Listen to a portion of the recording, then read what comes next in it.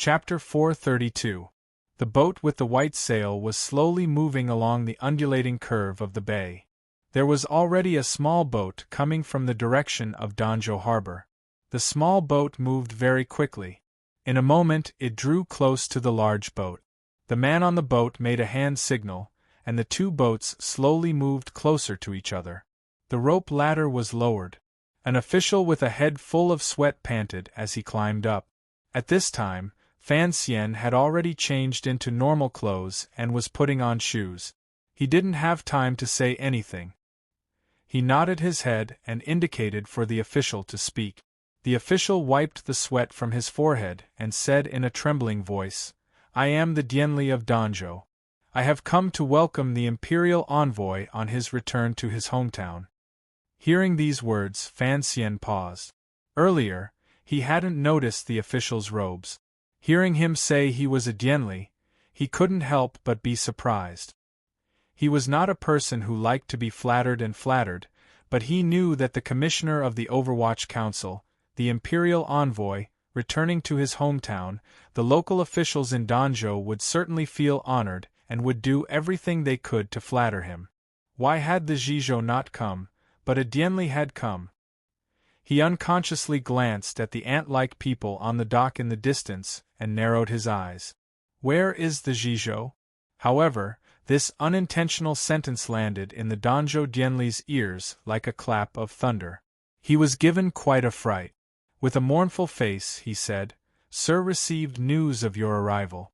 At this time, he should be hurrying to the dock to welcome you. Sir, don't blame him. It is truly. Sir did not know you would arrive so early." This string of "sir" confused Fan Xian. After thinking for a while, he finally understood that Danjo had not expected his boat to arrive so quickly. He smiled and said, "What is there to blame? It is only a private return. There is no need for such a grand welcome." However, there was already a grand procession on the dock. Fan Xian's eyesight was startling. He could faintly see people hurriedly preparing to put up awnings. There were also officials hurrying in that direction. There were also many Danjo commoners gathered there. The Danjo Dianli felt slightly more at ease. He braced himself and raised his head slightly, sizing up this major figure who had not returned to Danjo for 2 years. He had only been transferred to Danjo after Fan Xian left, so he had heard many rumors about the strange young master in the Count's manor. In officialdom, he had also heard many of Sir Fan Jr.'s glorious achievements in Jingdo and under heaven. Thus, he had long been filled with curiosity toward this figure who had walked out of Danjo. As expected, a heavenly figure. The Dianli was shocked by Fan Xian's appearance and immediately lowered his head to report the day's situation. It turned out that Lin Wanner, the princess, had brought the third prince and a group of people back to Danjo. This had long startled the entire city. Ever since Danjo's seaport business had declined, it had long become a small, secluded place. Although the emperor had reduced taxes year after year and the people were happy, who had seen such a large scene. This was a prince and princess. Everyone was guessing that since his wife and student had returned, Sir Fan Jr. would also return. Thus, they had long made preparations. However, they had not expected that Fan Xian would be handling matters in Jiaozhou. All of the officials and commoners did not know when Fan Xian would arrive, so they gradually relaxed.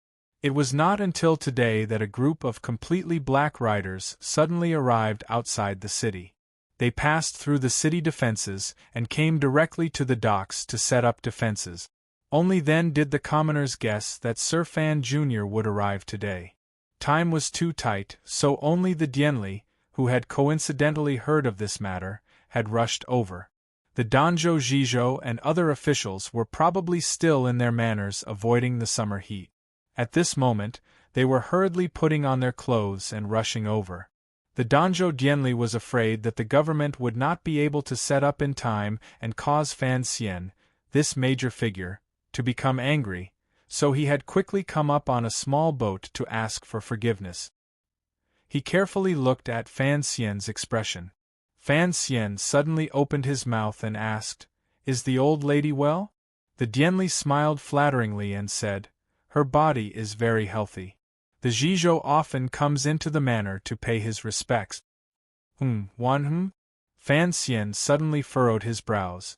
The Dianli's heart jumped. He thought that Fan Xian was beginning to express dissatisfaction with today's work. He was so scared that the sweat on his back increased. It was Hong Chongqing beside Fan Xian, who knew that he was suddenly confused and didn't know how to refer to his wife in front of this official.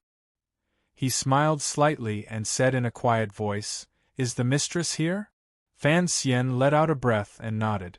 Although the Dianli in front of him was a minor official, there was no reason for him to refer to Wanner as mistress, even though this Dianli would certainly be very willing to recognize Lin Wanner as his grandmother.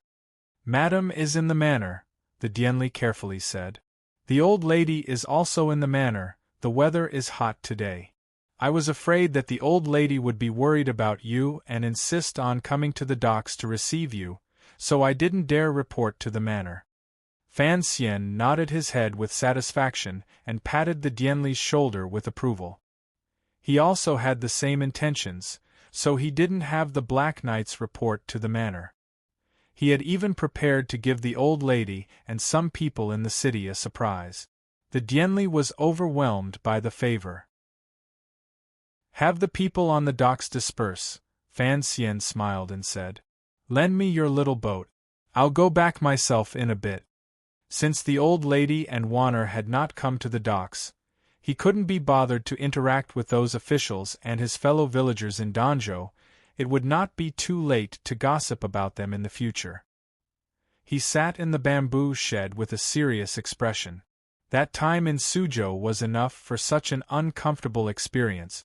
Unexpectedly, hearing these words, Hong Chongqing and the Dianli said in unison, That cannot be done. Hong Chongqing was worried about Fan Xian's safety. After Fan Xian calmed down slightly, he smiled slightly and said, Qinghua, you haven't been with me for long. In the future, remember, you are a member of the Overwatch Council. As for my decisions, just accept them. I can't get rid of those tiger guards the Emperor gave me. Do you still want to pester me and make it hard for me to relax? Although the words were light, the meaning was heavy. Hong Chongqing laughed bitterly and didn't say anything more. The Danzhou Dianli said with a pained expression, Sir, this side looks like the beach is flat, but behind it is all precipitous cliffs and precipices. There is nowhere to go, we can only go ashore from the docks. If you want to travel the mountains, it's best to wait for another day. Fan Xian stood up and tightened the clothes on his body. Looking at the precipices that slowly passed behind the boat and the rocks that couldn't be more familiar, he couldn't help but sigh with satisfaction and say, Sir, Anji grew up in Danzhou. Do you still not know the way home? Danzhou was not large. In these decades, it had produced a minister of revenue and an emperor's wet nurse. That was already glorious enough. Now, it had another imperial envoy. Furthermore, the imperial envoy had grown up here until he was 16. Thus, during these 2 years, the people of Danzhou had all felt excited and excited.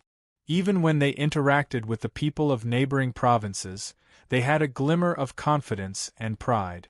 The Black Knights of the Overwatch Council had come to the docks to set up defenses. Although the people were afraid, they guessed that this major figure was returning home. Naturally, they surrounded him, ready to see if the young master of the Count's manor, who was as pretty as a girl, had changed in appearance during these 2 years in Jingdou. An auntie holding a basket with eggs muttered, After the new year, he said he was coming back. In the end, it wasn't the real person who came back. This time, it should be the real person, right? A person beside her smiled and said, How could it not be the real person? Don't you see that the third prince and Lady Fan have both returned? Another person said excitedly, I wonder if young Master Fan's appearance has changed? When he went to Jingdou, who knows how many young ladies in Danzhou cried until their eyes were swollen. The auntie laughed loudly and said, How could he change just like that? I don't think so. Even his own father can change just like that. Immediately, this unknown person was dragged by the excited crowd into an alleyway to be violently beaten. After a moment of awkwardness and silence, the Danzhou commoners waiting for Fan Xian on the docks gradually turned the topic of idle conversation back to Fan Xian himself and old stories from the past. Do you still remember every time there was a tornado, young Master Fan liked to stand on the roof of his courtyard and yell for everyone to collect the clothes? Everyone laughed. The young people close to Fan Xian's age couldn't help but think of many things from the past. At that time, Fan Xian was only an illegitimate child of the Count's manor. Occasionally, he would fool around with these children on the street. However, as he gradually grew older and his status changed, he had long become a person of two different worlds. There was only envy and some complicated emotions in the eyes of the young men. One of them said in a small voice, "I've also heard the imperial envoy tell stories." His voice was very quiet, and no one probably believed the contents of his words, so most people unconsciously let their ears filter these words. Seeing that no one paid attention to him, the young man said with vexation, "It's true. I still remember it was a story about digging for treasure." Still, no one paid attention to him. The auntie holding the egg said with great interest, "Speaking of which, our young Master Fan is truly different from other people. Ever since he was young, he has been obedient and sensible. There are also a few strange things, for example, when he and the serving girls in the Count's manor go out on the streets, when did he ever let them carry anything? Tsk, this master is what you call amiable." The discussions on the docks were lively and varied. In a short while, the Danzhou Zhizhou arrived with the officials. They were panting as they tidied up their official robes. Looking at the large ship with white sails that was about to dock, they let out a breath in their hearts. They thought to themselves that after so much hurrying, they had finally arrived. However, no one had expected that the imperial envoy would not be on the ship. The Danzhou Dianli walked down the ladder and met the Zhizhou's murderous gaze. With a long face he said, "Sir came down halfway. He should have already returned to the manor by now." The Zhizhou was shocked and glared at him. He was anxious to go to the Count's manor, but he did not dare to leave. Although the imperial envoy had come down, there were still a group of officials on the ship that he had to attend to. In front of these trusted aides of Fan Xian, he did not dare to be too arrogant. Hearing these words, the surrounding crowd couldn't help but cry out in unison. Shortly after, they let out long sighs. Their tone was full of pity. Hong Chongqing wore the Overwatch Council's official robes and led a group of Overwatch Council secret agents off the ship. He looked at the crowd on the docks. The crowd was swept by this cold gaze and immediately shut their mouth. Unexpectedly, Hong Chongqing piled a warm smile and said, "The commissioner's heart aches for everyone being sunburned on the docks, so he thought of this last resort. In the future, he will naturally come out to meet everyone." He then turned to greet the Zhizhou and warmly said, "Sir truly does not want to startle the place, so we appreciate your kindness. However, please take everyone back first." On a precipitous cliff not far from Danzhou, there was a white figure struggling to climb up. Perhaps the word struggle was not the right word to use, because the person who was just a small white dot compared to the stone wall climbed up very easily. The tip of his toes pushed slightly, his fingers slightly bent, his whole body sticking to the slippery stone wall, moving forward like a flowing curve. It did not seem to be the slightest bit strenuous. This person seemed to be exceptionally familiar with the stone walls filled with bird nests and moss. The path he chose was also incomparably precise. Even when he placed his hands and feet, there was not the slightest hesitation. It was as if he knew where the protrusions under the rocks were, and where the cracks were where he could land his feet. Without further explanation, this person was Fan Xian, who had left the large white sail ship. When he was a child, he began to climb the cliff under Wu Zhu's supervision until he was 16. He had spent a full 10 years on this cliff. Of course, He was as familiar with every blade of grass and tree as his own palm print. It had been more than 2 years since he had climbed. Fan Xian calmed his breathing and got close to the stone cliff he had not seen in a long time, the seabirds and mud he had not seen in a long time, and climbed upward.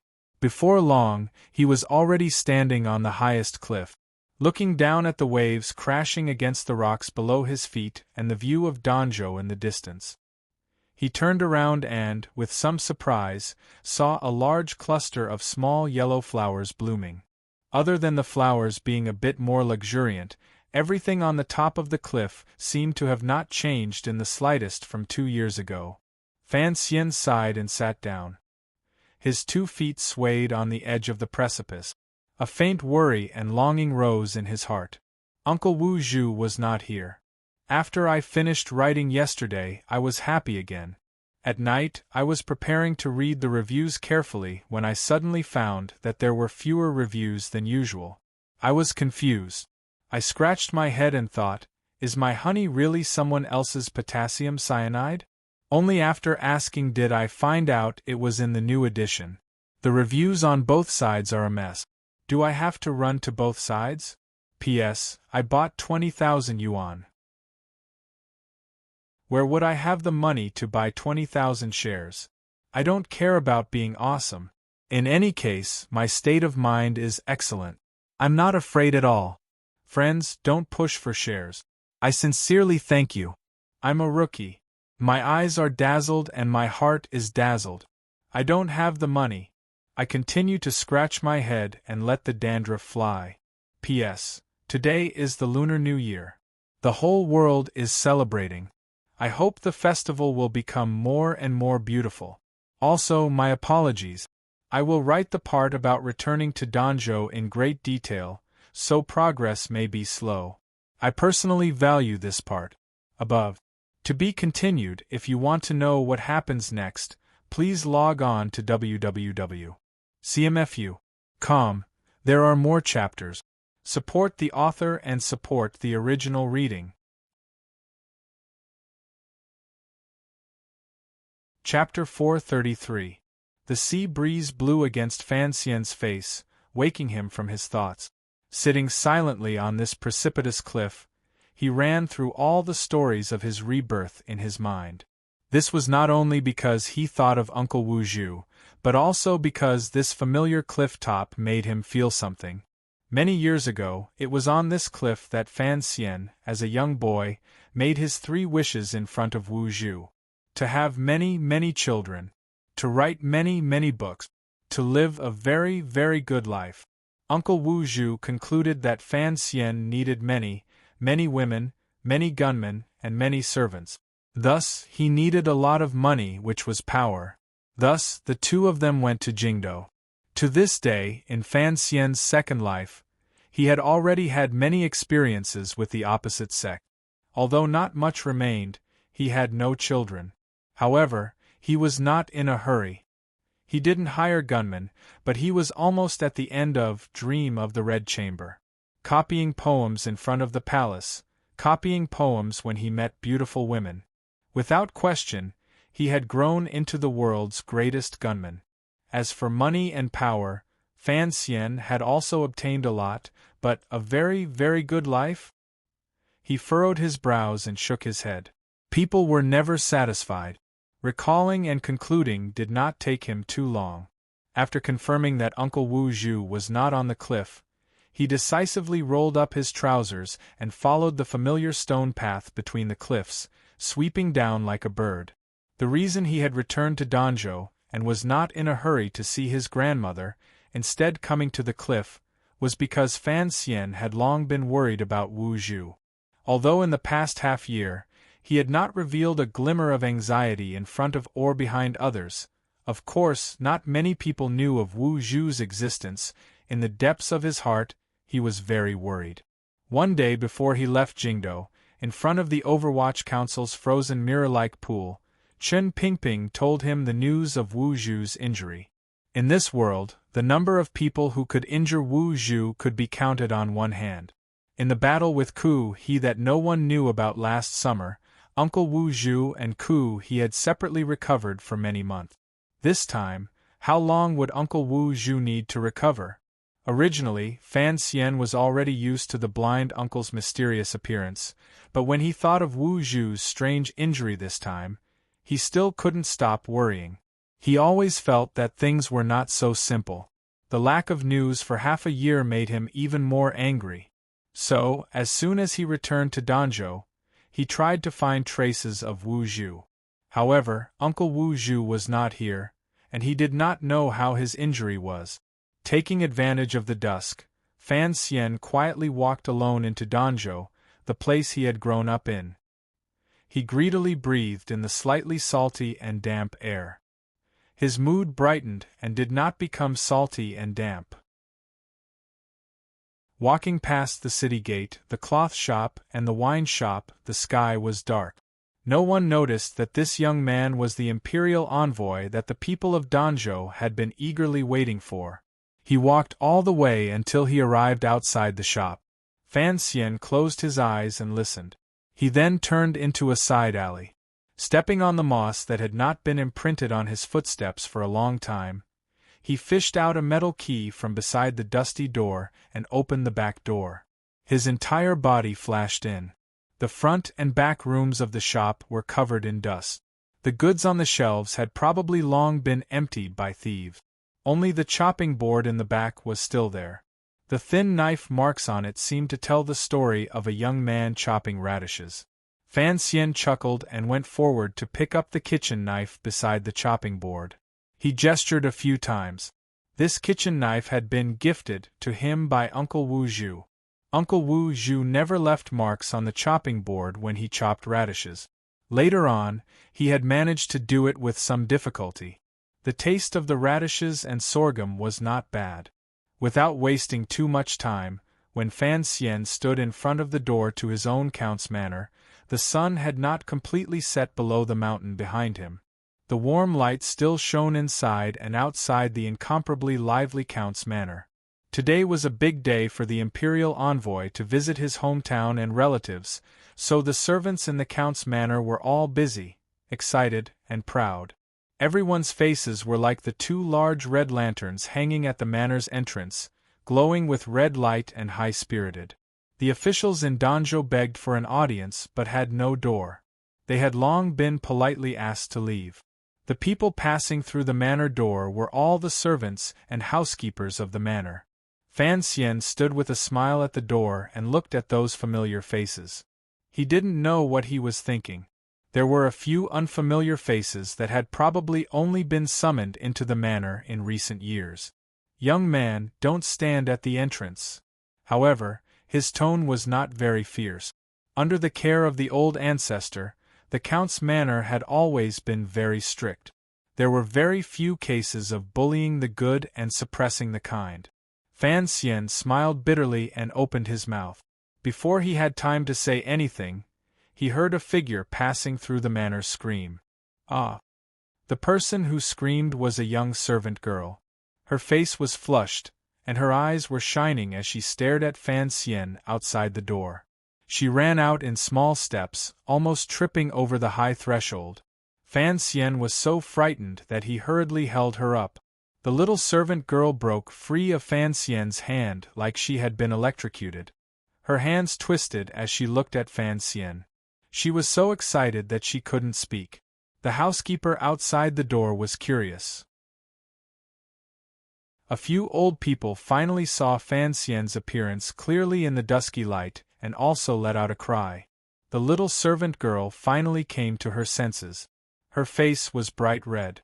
Toward the courtyard, she cried out in a sharp voice, "The young master is back!" "What? The young master is back? Quickly go inform the old madam." Young master. Following the spread of this news, the already joyous atmosphere in the count's manor immediately exploded. A wave of footsteps moved in this direction. No one knew how many people were coming to welcome Fan Xian home. At this moment, Fan Xian, led by the little serving girl and carefully escorted by the various stewards in the door, walked into the manor. Fan Xian looked at the terrified men behind him and laughingly scolded, Do you think I don't know how to walk? You can go back. Those people sighed and unwillingly retreated. Fan Xian looked at the little servant girl beside him and thought she looked familiar, but he couldn't match her name. He couldn't resist smiling and asking, "What is your name?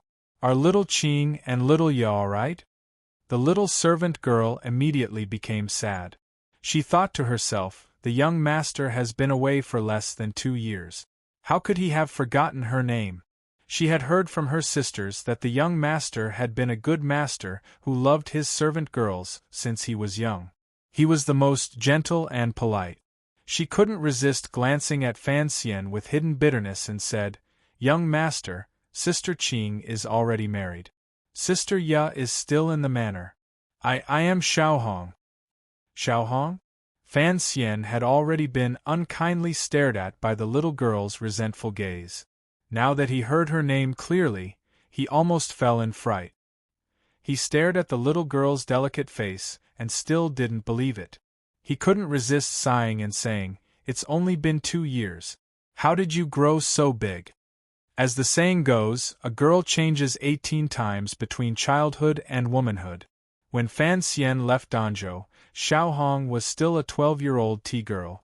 Now, she had already grown into a big girl.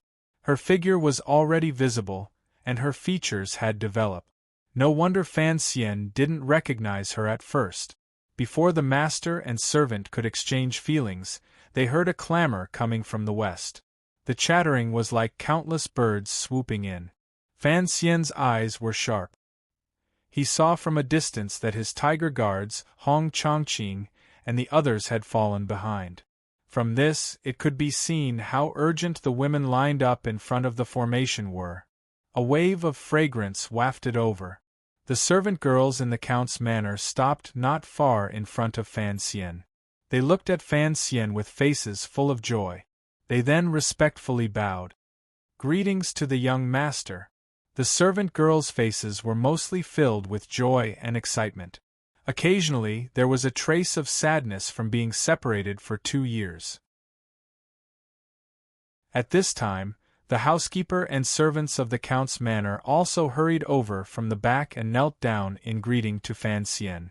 For a moment, the garden was densely packed with over 20 people kneeling. Xiaohong, the servant girl, stood by Fan Xian's side and didn't know what to do. She finally came to her senses and also knelt down. Unexpectedly, Fan Xian pulled on her arm and laughingly scolded the servant girls in front of him who had been with him since childhood. "All of you, get up. You didn't do this at home. How come after leaving for 2 years, you all dare to disobey my wishes?" The servant girls giggled and stood up, surrounding Fan Xian's side. Some inquired about his well-being, some brought him tea and water, some held fans to fan him, and naturally, there were also some who took advantage of helping him tidy up his clothes to satisfy the emptiness of not being close to the most beautiful man in the world for 2 years. They all did things, and so on and so forth. Just like this, Fan Xian walked into the back garden with a crowd on his left and right. Fan Xian looked at the tiger guards and Hong Chongqing, who were waiting by the side of the road with strange expressions. He glared at them and thought to himself, "I grew up amidst a pile of rouge, and I still find this kind of life comfortable. What are you men looking at?" He had just entered the back garden when he heard a sentence. "What a scandal!" The servant girls supporting Fan Xian giggled and let go of his hands. Fan Xian, who had been reveling in the relaxed and happy life he hadn't had in a long time, shuddered. Piling the sincerest smile on his face, he looked up the steps. He saw a noble old woman looking at him coldly. Wanner was holding the old woman's left hand with a face full of smiles. The third prince was carefully holding the old woman's right hand. Cece was holding a large palm-leaf umbrella and hiding behind the old woman. She looked at Fan Xian with a not-quite-there smile, as if telling him it was over for him today. For an old woman to have this kind of status, she could only be the Qing Emperor's wet nurse. She had brought up an emperor, a prince, a minister, and taught up a commissioner. She was the Danzhou ancestor and grandmother of the Fan family. Fan Xian looked at the old woman's kind and calm expression. He was very excited. With a strange cry, he threw himself at her.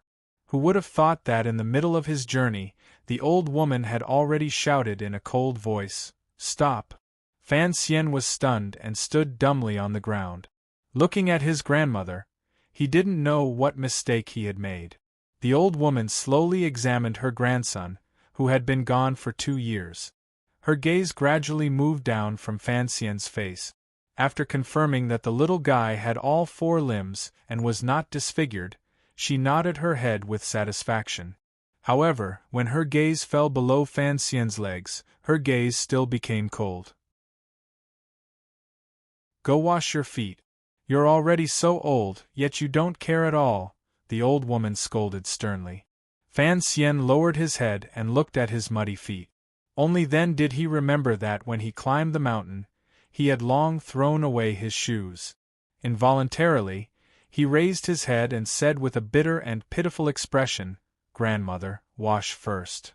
As soon as the words were spoken, the serving girls had already laughed out loud.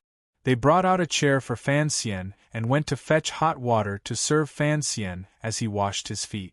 Another serving girl entered the room and took out the shoes Fan Xian had worn a few years ago.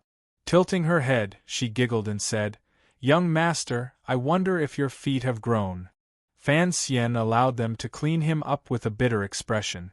Seeing Wanner by his grandmother's side reveal an expression that she couldn't help but laugh, he couldn't resist glaring at her. Wanner stuck out her tongue and smiled cutely. Wanner was also curious. Her husband was someone who feared nothing. Why was it that after returning to Danzhou and facing this old woman, he was so scared? After washing his feet and putting on his shoes, Fan Xian leaned against the steps with shifty eyes. The old woman looked at his expression and knew he had no good intentions. Suddenly, she thought of the wild actions he had done the day he left Danzhou and couldn't help but jump in fright. With a serious expression, she scolded, "What does this monkey want to do now?" "Monkey?" To the side, Lin Wanner and the third prince couldn't resist laughing again. Normal men were forbidden from entering the back garden, so the housekeepers and servants, as well as the tiger guards and Hong Chongqing, were all watching the spectacle from outside. Bystanders who heard these words would only think of Fan Xian climbing back and forth on the roof of the fake mountain in the Count's manor, while Hong Chongqing was thinking of the commissioner jumping up and down on a large ship with white sails. They couldn't resist nodding their heads, thinking that the old woman's description was indeed not wrong at all. Fan Xian approached the steps with a mischievous smile on his face. He could hear that his grandmother was putting on a strong front but feeling weak inside. She pressed forward step by step. The old woman panicked and pointed at Fan Xian. Just stand there, just stand there. Don't come any closer." As soon as he finished speaking, Fan Xian had already leaped over. The skills of a 9th-level ace were indeed not to be trifled with. He hugged the old woman and kissed her hard on the cheek. There was a pop, and the sound of the kiss was audible. Joyous laughter rang out inside and outside the garden. "Grandmother, I missed you so much," Fan Xian said sincerely. He thought of how he had discovered earlier that the wrinkles on his grandmother's face were deeper than 2 years ago and that she had become thinner. For some reason, a faint sense of sorrow welled up in his heart. He helped his grandmother into the room and had her sit in a chair. Only then did he kneel on the ground and formally bow again, giving 3 solid kowtows. "I heard you have a girl in Suzhou?" After the grandmother and grandson spoke warmly for a while, the old woman suddenly changed the topic and caught Fan Xian off guard. Fan Xian raised his head in surprise and saw Wanner's face full of confusion. Presumably, she also didn't understand why the old woman had suddenly said that. As for Cece, her face was even more innocent, indicating that she had not said anything to the old woman. To be continued. If you want to know what happened afterwards, please log on to www.cmfu.com. More chapters. Support the author. Support original reading.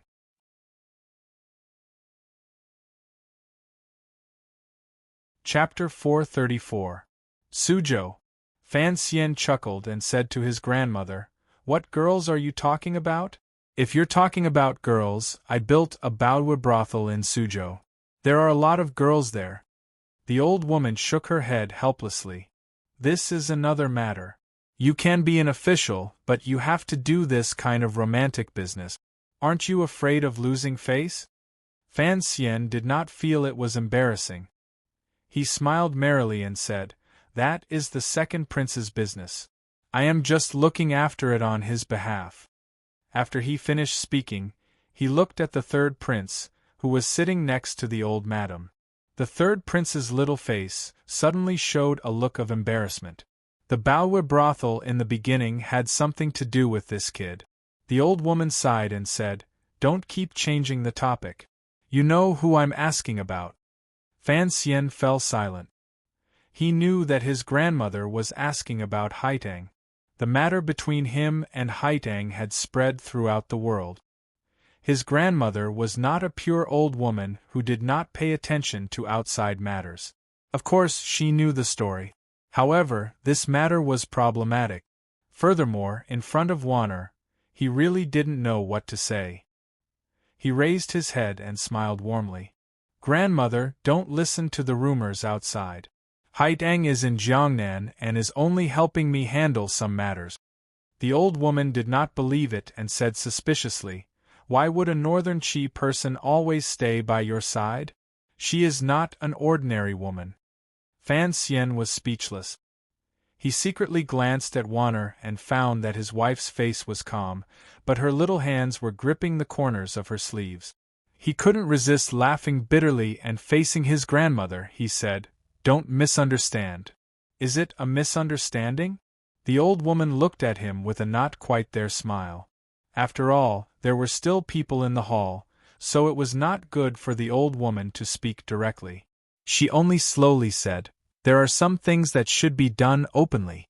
I don't like to be secretive. If it is open and above board, then bring her back to see. If you don't mean it that way, then be careful. After all, although she is not a Qin person, she is still a girl. How can her reputation be ruined by you so carelessly?"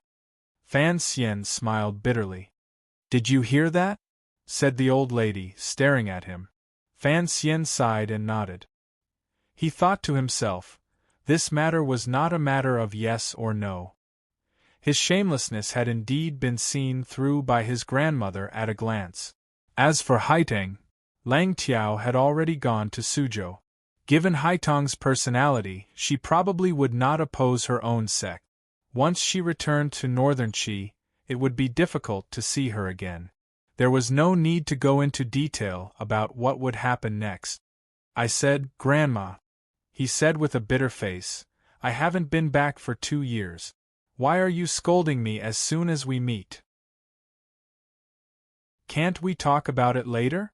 The old lady snorted and said, "You still know that you haven't come back for 2 years." She glared at Fan Xian, and the wrinkles on her face gradually smoothed out. Laughing, she scolded, "You're in no hurry to go home after arriving in Danzhou. Where did you run off to earlier? You're already so old, yet you still don't know anything." Fan Xian realized that his grandmother was jealous.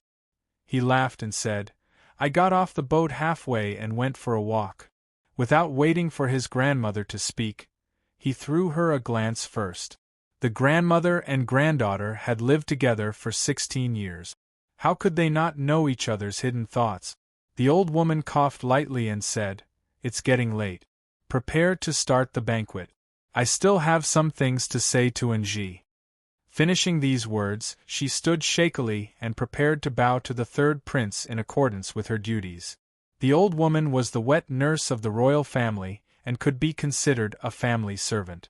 She paid particular attention to the hierarchy.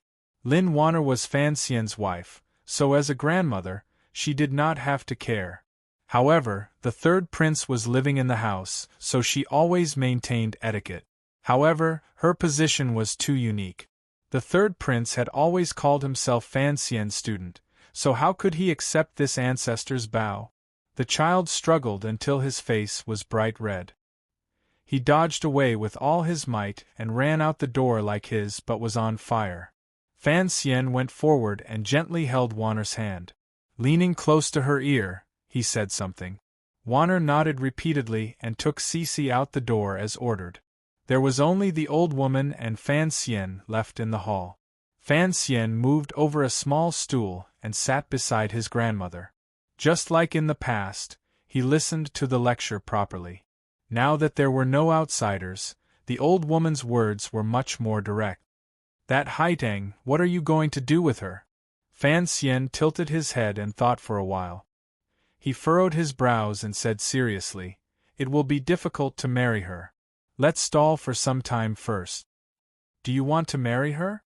Fan Xian hesitated. He always felt that his relationship with Haitang was still more of a friend. If he married her, that feeling would probably change. "It depends on her. If she wants to marry, then I want to marry her." It's still the same old saying.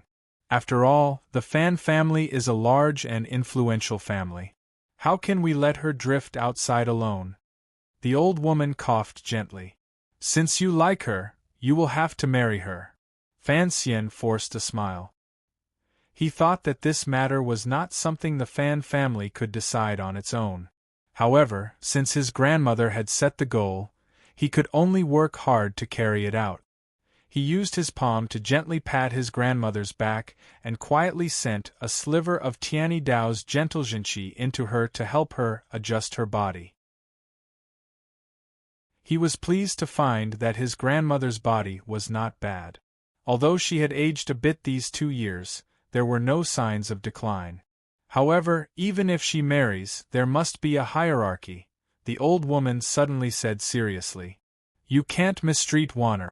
Originally, I didn't like that girl Haitang.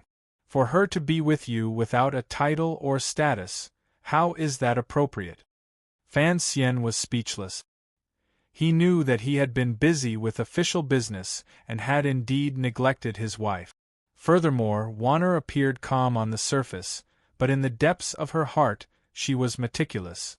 To say something cliched, the higher Fan Xian's position was, the more he didn't want Wanner to participate in conspiratorial affairs. It was unavoidable that Wanner would lack a real sense of existence. This kind of feeling was probably not very comfortable. However, it could be seen that Wanner was greatly liked by the old woman these days in Danzhou. "Don't bring this matter up." The old woman gazed at the grandson at her knees and sighed. Gently stroking his cheek, she said, "These years in Jingdou probably haven't been easy either, you know about those things, right?"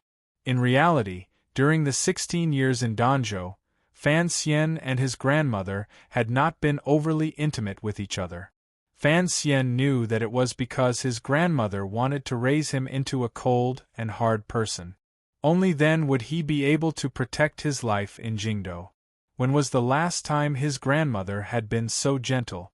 It seemed to be when he was still an infant and his grandmother had held him in the little building and cried silently.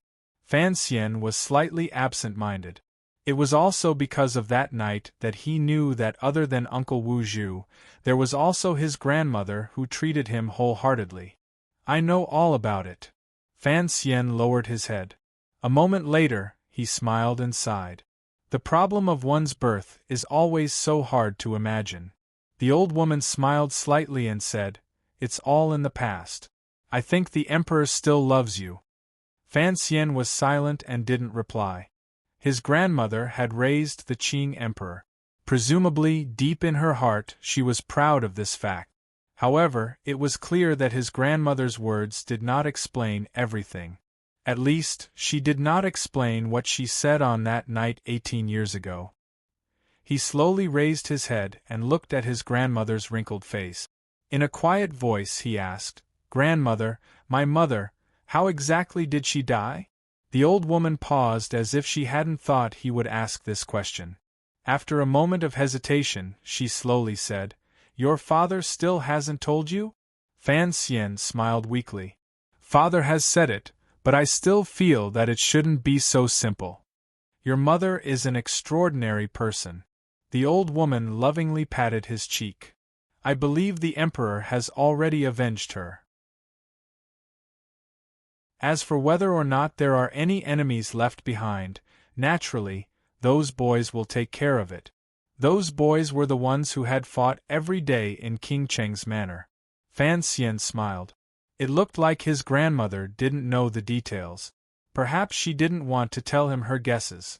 Speaking of which, it was true. For anyone else, he had already received enough compensation from the royal family. Then, why would he be so fixated on the story of the past? Was there a conclusion? Xia, what kind of child is he? The old woman suddenly asked.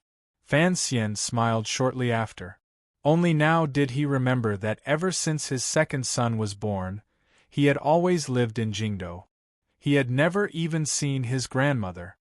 He considered his words and slowly said, Xia, perhaps in the past he ran amok. Now that he is gradually getting older, he knows when to stop. Oh, tell me about it. It was clear that the old woman was interested in her only grandson. Fan Xian smiled and told her everything about his dealings with Xia after he entered the capital. He didn't even hide the Baoyue brothel incident. This part of the story made the old woman's expression heavy. Occasionally, she smiled. You are saying, these two children are running a brothel in Jingdo? The old woman sighed. She thought to herself that she was getting old. No matter what, she couldn't understand the thoughts of these children. But the third prince is so young. So young yet so full of mischief. Thinking of that matter, Fan Xian was filled with anger. He huffed coldly. The third prince is not just a child. The old woman smiled. Xia is alone in the north. Is he doing well? There were often letters from northern Qi, so Fan Xian was well aware of his second brother's life in the north. He comforted her. Don't worry, I have people there to look after him. The old woman thought for a moment and then said worriedly, after all, it is a foreign country. If Haitang was still in northern Qi's Shangjing, perhaps it would be fine. But right now there is no one in northern Qi you can trust. It was not convenient for Fan Xian to speak of his secret agreement with the northern Qi emperor. He thought for a moment and then said, Don't worry, grandmother. Isn't Ruoro also in Shangjing right now? She is Master Ku He's last disciple. The northern Qi court will have to give her some face. With her watching, Xia won't dare do anything when he does things. It was strange to say that Fan Xian had thought of a way to send his sister and brother to northern Qi these 2 years. Minister Fan vaguely guessed some of his intentions but did not expose them. The old woman clearly did not think of it there. She only smiled and said, Speaking of Ruoro, I wonder if her body is better. Much better. There's no more yellow hair on her head. Fan Xian's eyes suddenly turned and he said, Grandmother, come back with me to Jingdo this time. Father misses you very much. How come I don't see him today? Fan Xian was puzzled. He had not seen De Bao come to welcome him. My husband is also here. He didn't know you would arrive early, so he is fishing on the ocean with Master Lin, the wife of the Ting family said with a smile. Fan Xian was delighted and said, Tingda is also here. Have him come see me in a moment. Yes. The old woman that Fan Xian was supporting suddenly opened her mouth and said, Wanner has been taking medicine recently. I was curious as to what kind of pill it is. It smells pretty good. Fan Xian was startled. He wondered if he should explain this matter to his grandmother. After thinking for a while, he finally smiled warmly. Lowering his voice to a very low level, he told her about Wanner's body and the matter of the child. The old woman fell silent. Her expression did not seem very good. After a long time, she gently coughed and said, Sir is the most important. He is still young, so there is no rush. Fan Xian smiled calmly and said, That is why I like you the most. After the banquet, Fan Xian spoke for a while with Tingda and asked about the current situation in Jingdo, as well as his father and Lady Lu's health. At the same time, he inquired about some Jingdo market news that the Overwatch Council could not easily access. Fan Xian felt a glimmer of tiredness. After dissuading everyone and greeting his grandmother, he took Wanner back to the bedroom. This bedroom still retained the same appearance as it was a few years ago. None of the furnishings had changed. Fan Xian lay on the bed and watched with slanted eyes as Wanner sat by the table and played with the lantern. He listened to Cici prepare hot water outside the compartment. He suddenly opened his mouth and said, "Xiao Bao, come here." Wanner turned her head and giggled, but a glimmer of shyness flashed across her face. Glancing outside, she angrily said, "Don't you know to be quieter?" The so-called joy of the boudoir was not all in the matters between a man and a woman. Often, it was in the small details. The so-called Xiao Bao was the secret signal between Fan Xian and Wanner. Small details, small tricks. Wanner was Da Bao's sister, so naturally it was Xiao Bao. After washing up, Cici smiled and left the door. Just like in the past in Danzhou, she slept on the small bed in the compartment. After the red candles went out, Fan Xian and his wife lay side by side on the bed. Wanner was like a little cat curled up in Fan Xian's arms. Her two hands tightly gripped the front of the man's unlined shirt. She gripped it a bit tightly as if she was afraid someone would run away. "I've been lying on this bed for 16 years. Fan Xian opened his bright eyes in the darkness. "Ever since I was a child, I've always liked to sleep. When I take afternoon naps, I never need the serving girls to coax me. I just sleep like this." Wanner made a sound of acknowledgement and looked at him. Fan Xian lowered his head and gently kissed her plump lip. Indistinctly, he said, "But I always feel like I haven't woken up yet. How did I marry such a good wife like you? Am I dreaming?" Lin Wanner closed her teeth and bit him hard. Staring at him fiercely, she said, "Say what you want to say. It's too king hard to write. I'm going to fail. If you want to know what happens next, please log on to www.cmfu.com. There are more chapters. Support the author. Support the original reading.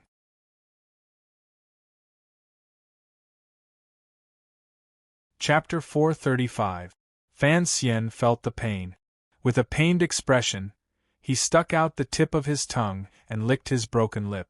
Suddenly, he found that there was an additional trace of sweetness.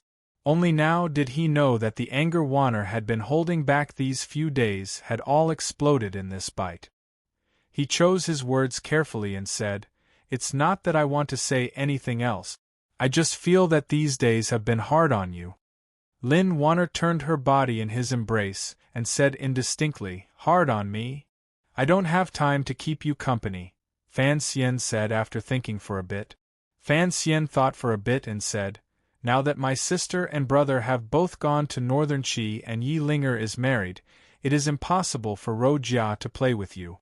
Leaving Jingdou, going down to Jiangnan, and coming to Danzhou, presumably you don't even have someone by your side to talk to."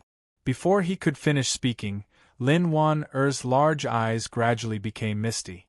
She sighed softly and said, If you don't have a heart, you know all this.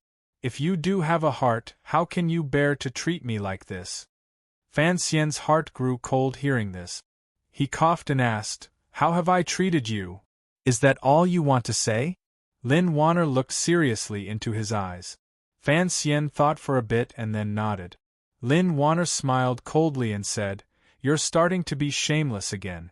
In the past, I told you in Jingdou that I wouldn't stop you if you wanted to do anything. In any case, the words of a woman do not have much power. I just hope you can be more honest and tell me before anything happens. Even if I am useless now, I am still the eldest daughter-in-law of the Fan family. Some things cannot be hidden from me." "What are you talking about?" Fan Xian was faintly angry. "How can you be so self-pitying? The Wanner I like is a gentle and mischievous girl." He stopped halfway through his words. On the contrary, it was Wanner who smiled sweetly and said gently, "Why aren't you continuing to lecture me?" Fan Xian coughed and said, "Regardless of whether you believe me or not, I wasn't planning on saying anything else today." "Oh, is that so?" Lin Wanner sighed and said, "Then, when are you going to tell me about Haitang?" Fan Xian was silent for a moment and then said, "It's not the same, it is not the same." After saying this, he hugged Wanner tightly, who had flipped over in a fit of pique. One hand gently tickled her soft waist. He blew into her ear and said, "We've been apart for more than 10 days. What's the point of talking about that?" If it had been Haitang or Roro, who had been influenced by Fan Xian's modern feminism, they would have kicked him off the bed. Although Wanner had grown up in the royal palace and had a head full of meticulousness and depth, when it came to matters between men and women, she had received the most traditional education. She said in a muffled voice, "That girl's identity is different. It is already troublesome, but you still act on your own.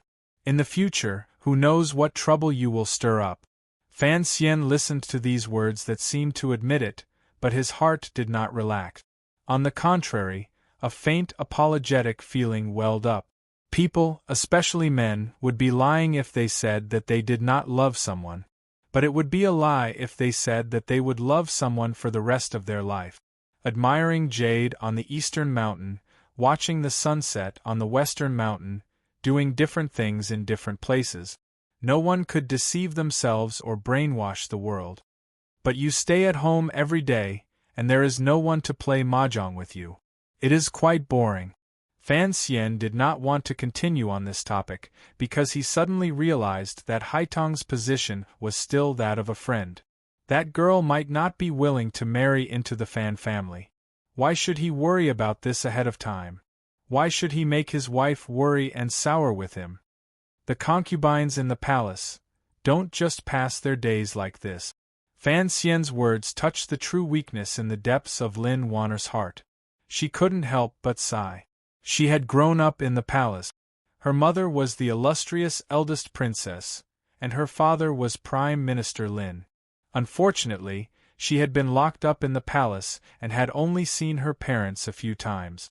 It was as if she had been collectively raised by the concubines in the palace. She was smart by nature and had grown up in such an environment. Even if she wasn't exceptionally smart, she at least had a clear understanding of the intrigues and trifles in the field of power. She believed that her ability should have played a greater role. It was only because of her relationship with the eldest princess that Lin Wanner was somewhat averse to scheming and was content with peace.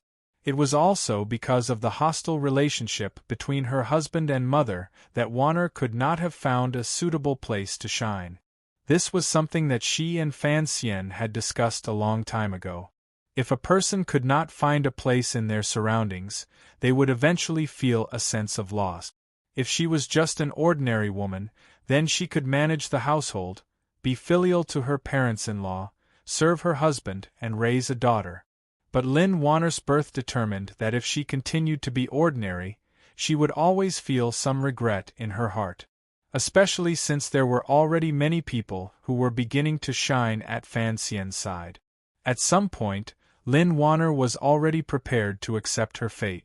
She was prepared to hold on to the beautiful memories of having a son over the wall and work hard to give birth to a child for Fan Xian. She wanted to tie her husband's heart to her side. That was why she had taken such a risk and stopped the medicine Fei Jia had prescribed. Fan Xian was a delicate and sensitive person. Of course, he knew the deeper meaning behind his wife's actions. He also knew what the faint worry between his wife's brows these past few months was. However, he still hadn't found a good solution. Fan Xija's life dream was in business, so Fan Xian could kick him to the north to smuggle. Ruoro's life dream had been influenced by Fan Xian, so Fan Xian could use any method to send her under Ku He's tutelage to travel thousands of li and see different people. But Wanner, her identity was different. She was his wife. Her life dream, or, to put it more crudely, what path should she seek to realize her value? The spring examination case, as well as some matters before and after, all made Fan Xian understand that Wanner's strength was actually in the palace. In terms of planning, she could indeed help him a great deal. But the problem was, at present, he and Xinjiang were like fire and water. How could he let Wanner be caught in the middle? Fan Xian sighed and said, "If there really comes a day when weapons are used against each other, I really don't know what to do." Such undisguised words were something the husband and wife rarely touched on. They had always avoided this matter.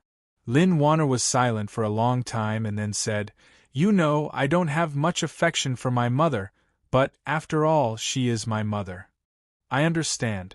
Fan Xian pressed his nose against her hair and took a deep breath. "Believe me, at least I won't make you sad." Would anyone believe these words? Fan Xian suddenly opened his mouth and smiled slightly. "Wanner, it is indeed boring to stay at home all the time. I have some things I want you to help me do, but it might be difficult and exhausting." Lin Wanner opened her eyes wide with curiosity. Turning around, she was face to face with him. "What is it?" With a soft fragrance in his arms, Fan Xian hugged his wife and couldn't resist rubbing the fullness a few times. Smiling, he said, "You also know that I am a rich person." "Of course." Lin Wanner couldn't resist smiling. She turned her hand back and slapped the thief's hand.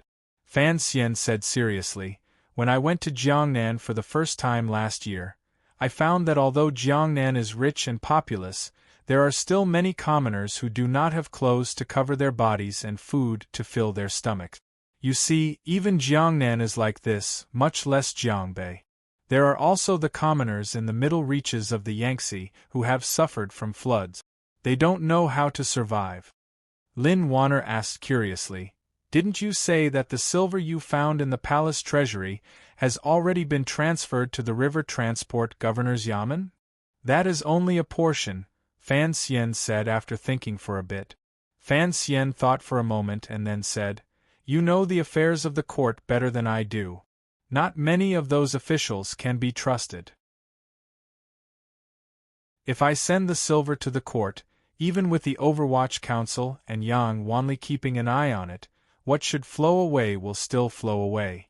Not to mention anything else, at least the Fan family, the Lu family, and even the palace will eat from this silver.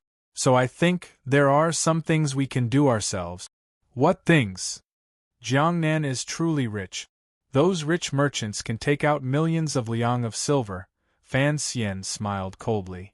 Fan Xian smiled coldly and said, "But there are still so many poor people. This is a problem of inequality." He continued to sigh and said, "I don't have any ability to change this phenomenon. I can only find some mediocre methods to improve it." "You mean?" Lin Wanner guessed her husband's thoughts and said hesitantly, "You are prepared to rob the rich to give to the poor?" Fan Xian laughed loudly. He had not thought that his high-born wife would use the common bandit language from storybooks. He couldn't resist scratching her pretty nose. Wanner stuck out her little tongue and giggled. "But does this really count as robbing the rich to give to the poor?" Fan Xian thought for a bit and then said seriously, "My thoughts are like this. In any case, we've taken so much silver from the palace treasury and officials, so we have to find a way to use it. Our family can't use it all. As I said earlier, we don't want to go through the path of the court. So, how can we use this silver on the commoners?" Lin Wanner made a sound of acknowledgement and said, "In the past, it was common to open a porridge shop and cultivate good deeds. I remember when I was little there was a disaster in the north. The commoners fleeing from the famine all surged into Jingdo. A few officials in court asked the emperor to send out troops to suppress it and drive these refugees to the nearby provinces. However, Uncle Emperor did not agree to this suggestion. On the contrary, he removed those officials. At the same time, he opened the royal granaries. That year, when we were giving out porridge, the Empress Dowager even brought a few of us from the palace to hold the spoons." Fan Xian nodded. He had heard this story. The emperor was not stupid and knew how to handle it. He said, "Just giving out porridge at the last minute is not enough. Cultivating good deeds is also difficult to spread. So I decided to put the silver I earned into a specialized organization and then do good deeds for many years." He lay in the thin blanket and waved his hand. When the poor students have no money, they go to the schools we run to study. When there's no rice to eat, we buy rice and distribute it. When there's no seedlings in spring, we give them. In short, we will do whatever the court has not thought of doing.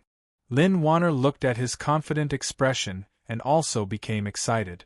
She immediately forced a smile and said, "Idiot, do you know how much silver this will cost? Isn't the silver earned to be spent?"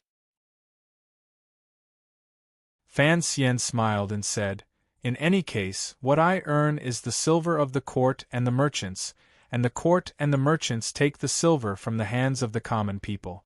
What is taken from the people, used for the people. This is the logic." Lin Wanner listened to the words, taking from the people and using it for the people, and couldn't help her eyes lighting up. These words are new, but they make sense. Fan Xian lowered his head and looked at his wife's worshipful expression. For some reason, he thought of last year in the Northern Qi royal palace in Shangjing when the Northern Qi emperor and Haitang Duo heard him shout, "First worry about the worries of the world, then rejoice in the joy of the world." He couldn't help blushing with shame. Unexpectedly, Lin Wanner immediately shook her head seriously. "It still won't work. Putting aside the fact that this is a bottomless pit, no matter how much you throw in, you might not be able to fill it. You have to think thrice about the influence of this matter. For the matters of the court to be snatched by you is a taboo." Fan Xian thought for a bit and then suggested, "Can't I use my name?" Lin Wanner glared at him like she was looking at an idiot. "If I don't use my name, how can such a large scene be set up? It's not like you only want to save the people of a county or a province. If they don't know it's a good deed you're in charge of, won't those local officials rush to take a bite out of this fat piece of meat? So, you have to use your name." Fan Xian thought it made sense. However, he had to use his name and couldn't make the court angry. It was truly difficult. Lin Wanner suddenly opened her mouth and said, "What do you think about using the name of the palace to do this? Using the Empress Dowager's name. In any case, we don't need the nobles in the palace to fork out money. We'll fork out the money and let them bear this name. The court will have light and they will also have face. Presumably, the emperor will also be happy." Fan Xian paused and looked at Lin Wanner without saying anything for a long time. He thought to himself that this was indeed the case. With the nobles in the palace stepping out, it would certainly be much easier to carry out. Then, wasn't this the so-called general benevolent organization he often saw in his previous life? However, the Qing kingdom was just starting out.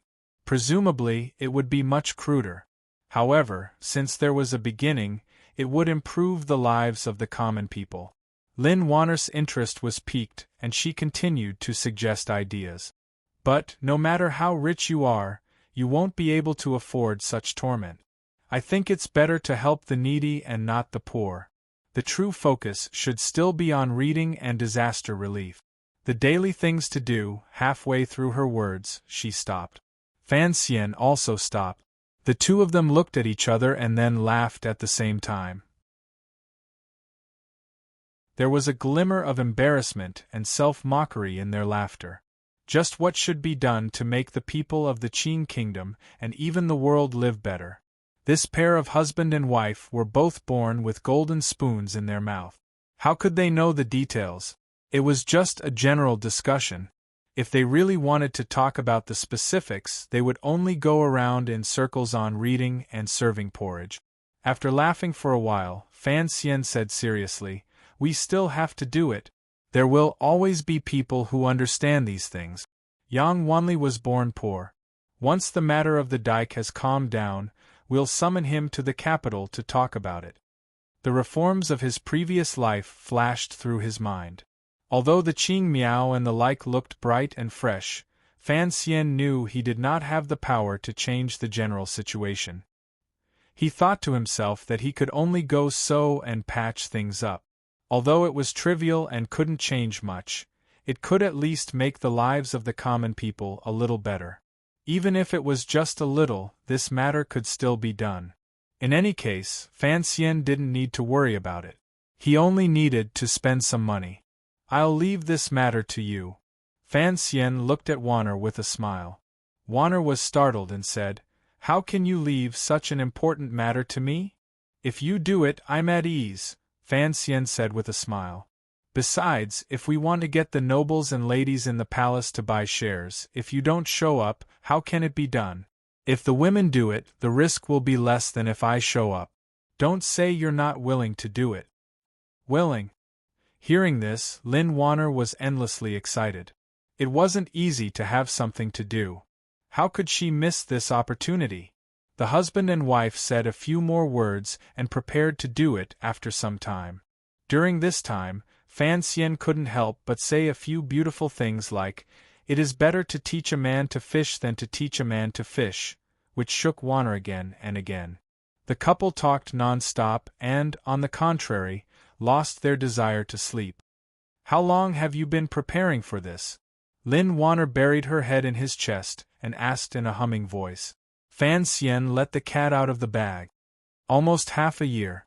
Lin Wanner looked at Fan Xian's pretty face and felt a glimmer of warmth in the depths of her heart. She knew that the majority of the reason Fan Xian was doing this was for her. In reality, in Fan Xian's view, he was doing this completely for Wanner. However, the husband and wife on the bed had not expected that such an organization that had appeared in the world with a flash of inspiration, because Fan Xian controlled too many resources and relied on Wan Er's ability, had gradually deviated from their initial ideas and gradually evolved into an organization no one could have predicted. For the world and Fan Xian himself, it had brought many benefits. "Don't put all this silver in one place." Lin Wanner blinked her long eyelashes and said seriously. "Although I don't know anything about economics, from what you and Xija have done, I can understand that money can make money." Fan Xian nodded. Naturally, he would not make it hard for himself in doing these things. The second prince was earning money in the north, and Shi Chanli and Sang Wen were in the flesh business in the south. After the large sum of money house property came in, it would become a source of living water. Seeing that Wanner had recovered her bright temperament and knew that she was starting to get excited after having something to do, Fan Xian was also very happy in his heart. The matter he had thought about for so long had finally had the desired effect. What made him most happy was that with this interruption, perhaps those family matters would fade away. Unexpectedly, things did not always go as one wished. Lin Wanner bit her lip and said, "But you still haven't answered me about the matter we talked about earlier." Fan Xian chuckled and pulled her into his embrace affectionately. Vaguely, he said, "Don't worry, there won't be anything like this again." It was still that old saying, who could believe a man's words? As expected, Lin Wanner did not believe it. She used her eyes to glance outside and quietly said, "Although Cece has entered the family, without a ceremony, it will be unfair to her. I've already talked to grandmother. In a few days we'll have to do it." Fan Xian smiled and said, "Do whatever you want. In any case, she grew up with me, so she probably doesn't care about this." The voices of husband and wife were very quiet. At this moment, the sound of Cece coughing came from the little bed in the outer room. The coughing was full of embarrassment and anger. Lin Wanner gazed at Fan Xian and giggled. "Did you hear that? Who said I don't care?" Fan Xian awkwardly slapped her bottom and said, "Usually, this girl sleeps like a pig. Why did she wake up so suddenly today?" Speaking of sleeping like a pig, Lin Wanner immediately thought of Siki, who had followed her into the Fan Manor. She was also her personal serving girl. Back then, in the courtyard, she had been charmed by Fan Xian every day. Even if she had not done much, she had worked hard. She furrowed her brows and said, "What about Siki?" Looking at Wanner's expression, Fan Xian knew that this mistress of the household very much wanted her servant girl to also enter the family. However, Fan Xian was truly afraid of these things. Begging for mercy, he said, "Forget it. It's not like I have sex 7 times in one night." Wanner glanced at him faintly and angrily. After a torment, the husband and wife were finally tired. Fan Xian hugged his wife in satisfaction and said by her ear, "Tomorrow, I'll take you somewhere." Lin Wanner said in a daze, "Danzhou is not big. I've already seen it all. Oh, where else do we need to go?" Putting aside Fan Xian and his wife's one-day trip to Danzhou, after returning to Danzhou, they would be busy for a while. Fan Xian had enough to deal with just receiving old acquaintances. How could he find time to play? Additionally, one day, the grandmother finally presided over the matter. Cici, who had had an accident with Fan Xian on the boat, was finally taken into the room without incident. However, Cici was used to serving Fan Xian, so she could not immediately accept this change in role. She appeared confused and at a loss as to what to do. Regarding this, everyone had long been mentally prepared. Cici had grown up with Fan Xian and their relationship was very good. Many of the servants in the manor still remembered that year, when Fan Xian had stood up for Cici at the age of 12. He had beaten the housekeeper from Jingdo Black and Blue. After the housekeeper was humiliated, he left. However, no news of him was heard afterward. No one knew where he had gone. Furthermore, after Fan Xian went to Jingdo, Danzhou received the news of his marriage. The great ancestor sent Cici to Jingdo. Who didn't know the hidden meaning behind this? Everyone in the Jingdo and Danzhou manors knew that one day, Cici would enter the room. However, after it finally happened, other than congratulating Cici, the serving girls in the Count's manor still couldn't help feeling envious and jealous. The old woman gave Cici a large red envelope and spoke warmly for a while. Cici cried loudly and her eyes were red. Even Wanner was wiping away her tears at the side. The next morning, the back door of the Fan Manor was pulled open with a squeak. Fan Xian held Cici's hand and walked out the door sneakily. He turned his head to glance at the girl whose eyes were as red and swollen as peaches. Amused, he said, "Did I bully you or what?"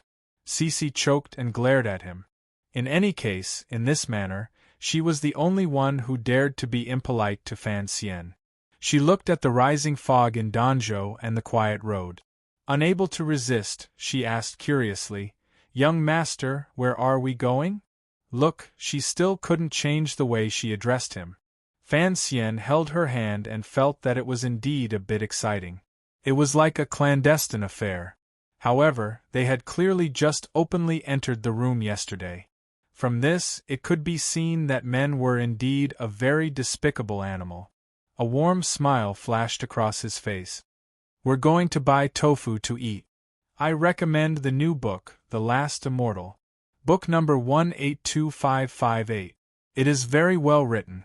Everyone can go take a look and add it to your collection. Thank you, everyone, for the honor. To be continued. If you want to know what happens next, please go to www.cmfu.com. There are more chapters. Support the author and support the original reading.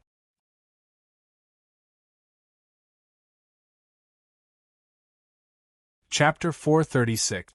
Early in the morning, Danzhou was quiet. Particularly in the area of the Count's manor, there was no extra sound. Danzhou was not large. Living in the city, one could faintly hear the crowing of chickens in the villages outside the city, but the barking of dogs was nothing. If one listened carefully, they might even be able to hear who was emptying the toilet bowl, who was boiling water for breakfast, and the people in the distant market had already woken up long ago, using fresh vegetables and meat to seduce the women who had woken up early in the morning to cook. On a summer morning, the air was fresh. Fan Xian and Cici walked along the quiet streets of the city and came to the side of the familiar market. He sniffed the thickening smell in the air and shook his head in satisfaction. "I haven't come to a place like this much in the past 2 years." Cici glanced at him from the side and thought, as an imperial envoy, he would never have the chance to buy vegetables again. Fan Xian quietly said, "Do you still remember when we were in Danzhou, we often came to the market to buy things?" Cici nodded and smiled. Young master has always wandered around the city with the older sisters since he was young and even helped them carry things. In the beginning, you scared many people. I heard about it when I entered the manor, and I also thought you were a strange person. Do you still think I'm strange? Fan Xian smiled in response and walked into the market first. When he passed by a 2-story building, he unconsciously stopped his steps and turned his body to stare at it. Cici felt it was strange and asked, "What is it?" Fan Xian pointed at the building and said curiously, "Isn't that old Ha's house? Didn't they say the building was burned down? Who lives there now?" Hearing this, Cici also remembered. She tilted her head and thought for a while. Apologetically, she said, "I've never heard them mention it." Fan Xian gazed at the newly built 2-story building in a daze. Old Ha, the vegetable delivery man, and the assassin from the Overwatch Council's Dongshan Road had both died here. After the matter, grandmother had people burn this building down to destroy the bodies and all evidence. The people of Danzhou had no idea the truth of this matter and thought it was just a normal fire. His expression calmed. That was 12 years after he came to this world. It was here that he had killed for the first time. The market was in a hubbub. The fisherman on the sea was pushing a cart, silently comparing the price of the first fish of the day with the fishmongers in the field.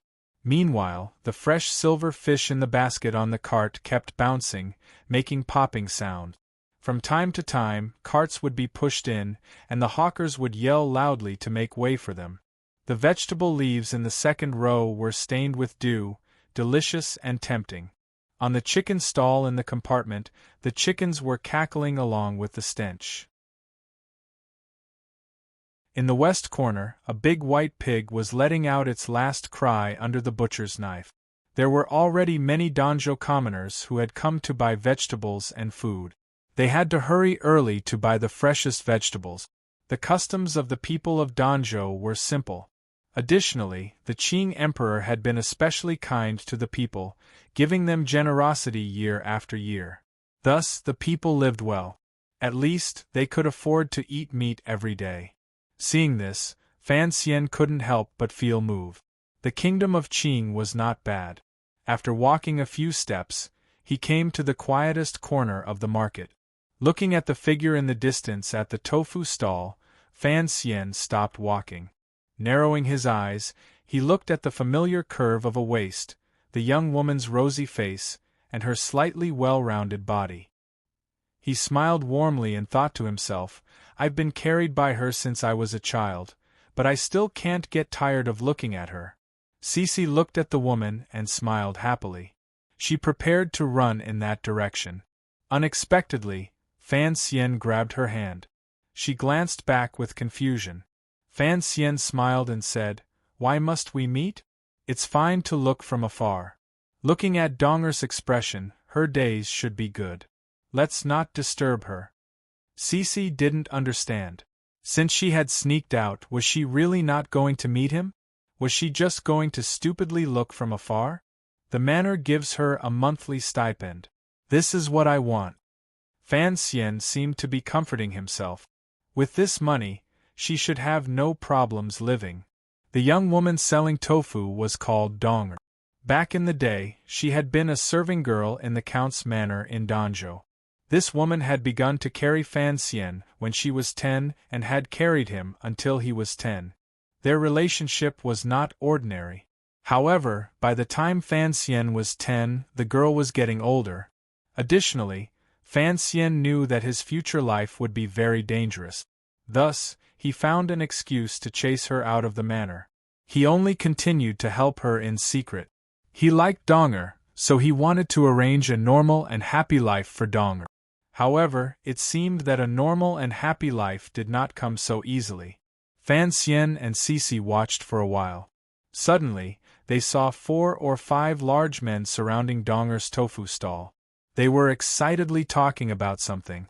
Fan Xian's eyes narrowed, and a glimmer of coldness flashed across his delicate face. Although the men were agitated, they did not seem to be overbearing, nor did they do anything too excessive, so for the time being, he did not go berserk. He indicated for Cece to follow him closer to the tofu stall.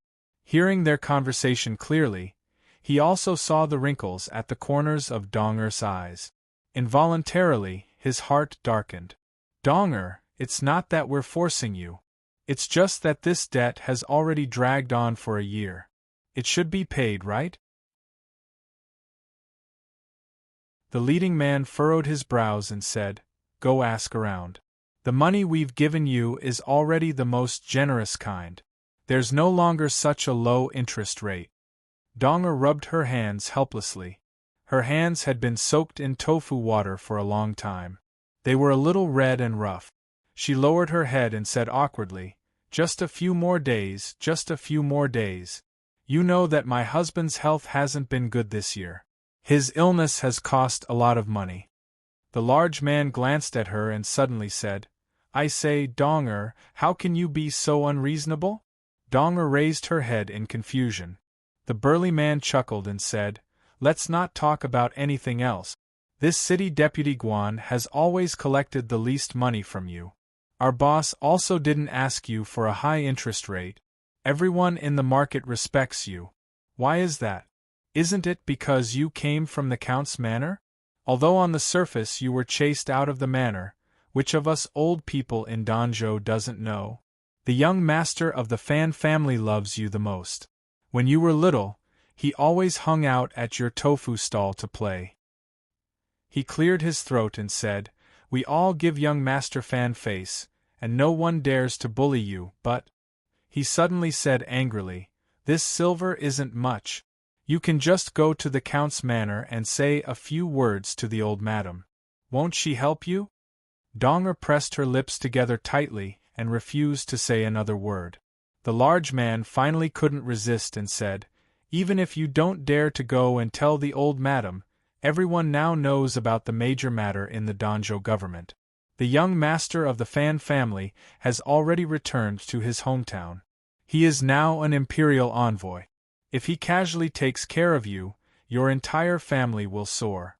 Why would he care about this silver?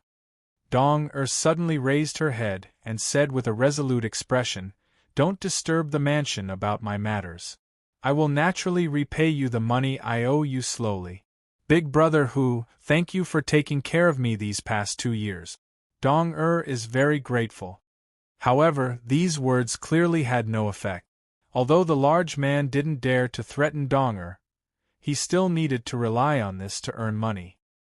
He angrily said, Since you say you don't have any friendship with the manor, then we won't be polite. Give me the silver you deserve today. Hearing this, Fan Xian finally understood the reason of the matter and couldn't help but smile bitterly. Dong-er's mother was probably not in good health, but the money he had the manor send over every month should be enough. Looking at Dong-er's expression, she probably hadn't been willing to use the silver he had sent over these 2 years, and was only willing to rely on this tofu stall to barely make ends meet. There was no need to continue listening. Fan Xian also didn't have the hobby of waiting for the situation to intensify before coming out to be a boss, even though it was clear that he was currently the most powerful boss in Danzhou. He nodded his head at Cece. Cece immediately understood. She took a few quick steps and arrived in front of the tofu stall. Looking at the large men, she calmly asked, How much do you need? The large men were clearly startled by the sudden appearance of this girl. Although Cece didn't deliberately dress up when she went out today, she lived in a wealthy family every day. The clothes and decorations on her body were all luxurious. The large men had sharp eyes and knew that this girl's background was not ordinary. They coughed lightly and respectfully said, It's only 10 liang of silver. As they spoke, the eyes of these burly men floated around the tofu shop. When Dong-er saw Cece standing in front of her tofu stall, she was already stunned. A moment later, a helpless smile appeared on her flushed face. The leader of the group suddenly glanced at the young master standing behind the tofu shop. Looking at the young master's delicate and pretty face, and then thinking about the background of the tofu shop owner, Dong-er, and the beautiful lady in front of him, He immediately guessed the young master's identity. He hurriedly added in a trembling voice, "It is indeed 10 taels of silver. This interests. I didn't dare to charge it too much. Since Lady Dong-er is here today, it will naturally be completely waived." Cece's face was full of smiles. She turned her head to glance at Dong-er and said, "Sister, is it this much?" Dong-er was still immersed in shock and nodded her head in a panic. Cece glanced at Fan Xian. Of course, this girl knew what Fan Xian was thinking. She smiled at the large men and said, "I can also see that you all have intentions of protecting my sister. I thank you for this intention on behalf of my young master." As she spoke, she took out a small silver note from her sleeve and handed it over. Warmly, she said, "In the future, help me look after this shop." The large man took the silver note and looked. It was a 20 denomination. He couldn't help but want to return it with a pained expression. However, he then glanced at the young man's face behind the tofu stall, his emotions unknown. He didn't dare to say anything more. In a trembling voice he said, I wouldn't dare. Of course. After saying this, he quickly pulled the confused subordinates behind him and hurriedly left.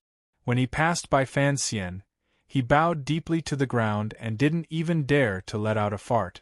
Fan Xian shook his head and walked into the tofu stall. Facing Dong-er, who still didn't believe her eyes, he complained, "You have money and don't use it. Why did you borrow expensive interest?"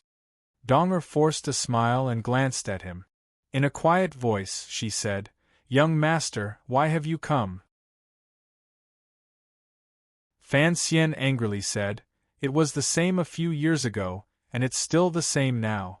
You are my servant girl. Can't I come to see you?" To the side, Cece covered her mouth and laughed. "I wonder who it was just standing there and not coming over." Having said this, she walked to Dong-er's side and affectionately held her hand. Dong-er was a little flustered as she rubbed her hands on the cloth in front of her. She smiled warmly. Fan Xian fixed his gaze on Dong-er's face and looked more closely at the wrinkles at the corners of her eyes. Time was merciless. It had not left too deep a mark on the young woman's face. However, the daily chores and small business always made her appear tired. Particularly when he was standing next to Cece and compared to Cece, a servant girl who lived like a prince, he appeared even more uncomfortable. Fan Xian sighed. Suddenly, he didn't know what to say. With a serious expression, he asked, "Where is the little girl?" "She's at home with her father. Her father is not well." Dong-er glanced at Fan Xian's expression and smiled warmly. She had raised Fan Xian and knew what he was thinking. She could also guess why he was unhappy. In a quiet voice, she said, "I don't dare to use the money young master sent carelessly. In any case, it can be used to." Without waiting for her to finish, Fan Xian waved his hand angrily and said, "Take me to your house to sit and talk." Dong-er glanced at her tofu stall and was so embarrassed she didn't know what to say. Fan Xian angrily said, "Why do you care about such a broken stall? Back then, I messed it up. What ordinary life!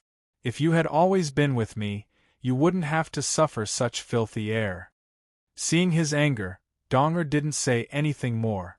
Cece went forward to hold her hand and walked out of the market. Fan Xian walked out of the tofu stall behind the two of them. He glared coldly at the gazes that were focused on him from all around the market. After thinking for a bit, he picked up the 2 pieces of tofu that he had finished making in his hand. Only then did he leisurely stroll out. After he left, the entire market exploded into noise like a frying pan. At this time, all of the peddlers recognized who he was and couldn't help but sink into shock and excitement. The imperial envoy had come to the market. What wonderful gossip it was, particularly when there was the servant girl of the past, the tofu beauty of the present, and other such guesswork. Did you see that?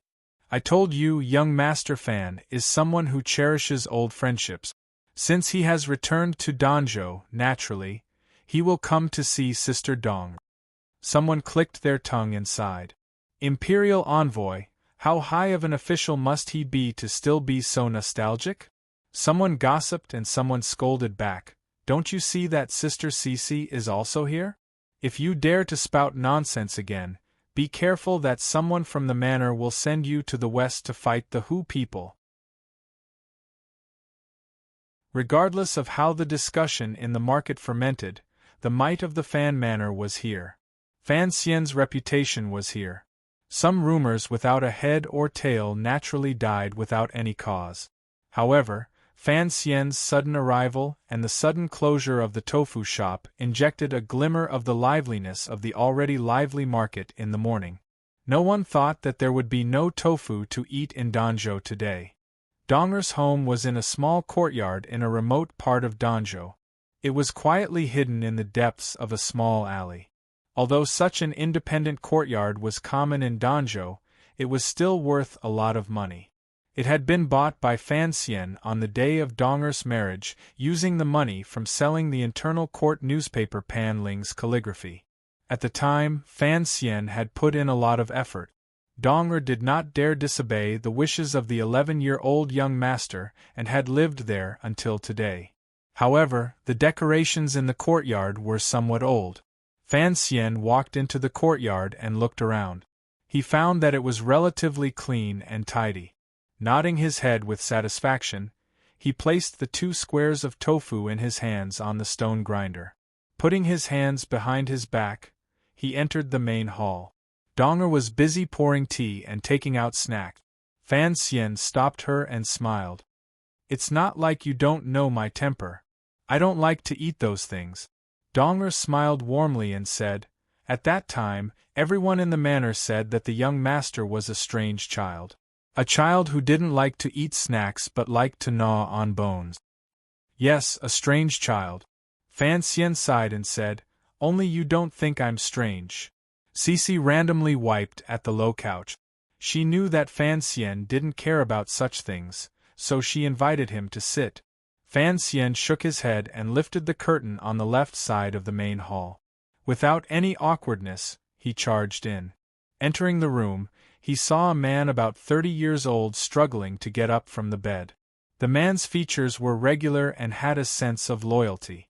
However, his face was a bit pale. It looked like his health was not very good. Seeing Fan Xian go into the room, Donger jumped up in panic and quickly followed him in. Young master, this is where the sick stay. What are you doing in here? The man on the bed was Donger's husband. His surname was Mai. He had long guessed the identity of the visitor. Ever since he knew that the young master of the Fan family was returning to Danzhou, he had been discussing with Donger whether or not the young master of the Fan family would come to visit. After all, the difference in their statuses was too great. Thinking that this matter was very unlikely, the two of them relaxed and did not make any preparations. Young Master Fan, don't come in, he said in a panic. He was quite frightened. Fan Xian smiled and directly sat down by his side. One hand felt his pulse and used his gaze to indicate for him to calm down. Donger stood at the door and guessed that the young master was treating her husband. She couldn't help but feel a glimmer of doubt. Back in the manor, she had seen the young master holding up a medical book and reading it. However, even the doctors in the city said it was difficult to treat this illness. Her husband was even more nervous. Seeing Fan Xian's finger feel his pulse, he thought to himself that this was the present imperial envoy. According to the rumors, he was a dragon. How could he treat him? He was endlessly excited and moved. His eyes began to moisten. The room was silent. Cece did not enter the room. She just watched carefully from behind Donger. After a long time, Fan Xian released his finger and opened his eyes. Smiling slightly, he said, "What a coincidence, it is a problem of the lungs. It is easy to treat."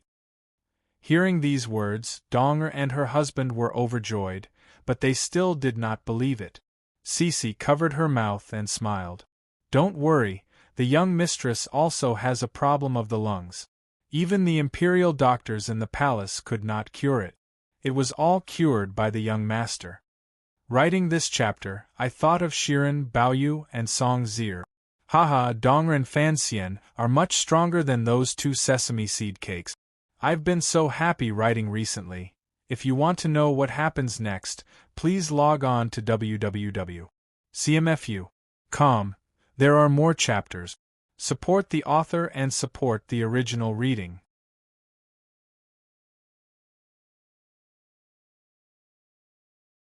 Chapter 437. After hearing Cece's words, Dong and her husband couldn't help but be overjoyed. When they thought about how this illness had caused their family to suffer over the past year, Dong couldn't help but lift her sleeve and carefully wipe the corners of her eyes. Fan Xian had Dong prepare a brush and ink. After thinking for a moment, he wrote down a prescription and looked it over twice. After confirming there were no problems, he blew it dry and gave it to her. He told her to prepare the medicine on time and not be stingy with the silver. Dong smiled slightly and agreed. Fan Xian looked at her expression and knew that this sister might not listen to his words. He couldn't resist getting angry again and said, "What reason is there for me to make myself suffer?" Dong only smiled gratefully and didn't reply to him. Fan Xian was angry. The weather was hot and Fan Xian only wore an unlined garment. He was also in Danzhou, so he wasn't worried, so he didn't bring the medicine box with him. He said to Cece, "When we go back tonight, remember to remind me to pick up a few pills." He then turned his head to Donger's husband and said warmly, "My Shiner, you have to take this medicine often. However, I don't think Danzhou will have enough medicine. When I return to Jingdou in a few days, your family will come with me. After all, you are the head of the family. I have to ask for your opinion first and see if there is anything in Danzhou that you can't let go of." My Shiner opened his mouth wide and was speechless for a long time. He knew what the young master meant. His family would follow the young master to the capital. How could they have a hard time?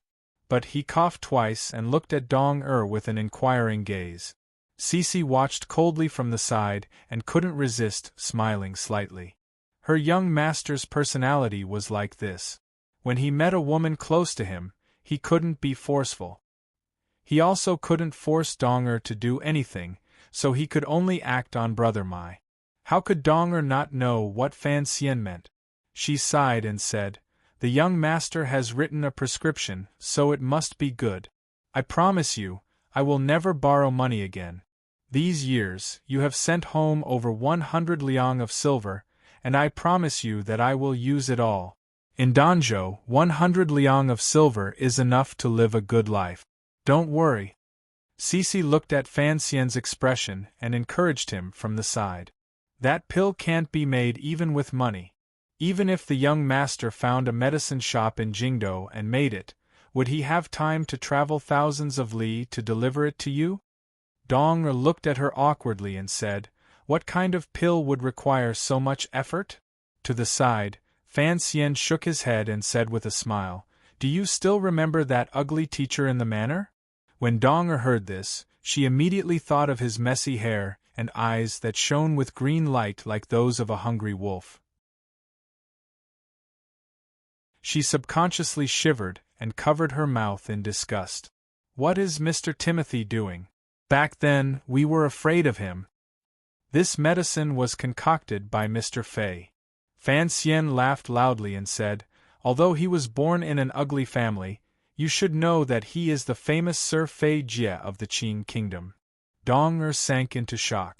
It was not until today that she knew that the teacher who had looked like a pervert had such an important identity. Thinking of the young master's past, she could accept it more easily. Fan Xian turned and smiled slightly at Dong-er's husband. "Prepare to go with me to the capital." Dong-er's husband was loyal and honest, but he did not have his own opinions. Hearing Fan Xian's resolute and decisive words, he unconsciously made a sound of assent. However, Dong huffed coldly and glared at him. My Shiner quickly shut his mouth. Looking at this scene, Fan Xian couldn't resist smiling. It looked like in this family Dong was the one with the most power. Rest well and recover. What are you worrying about? Dong yelled angrily at her man.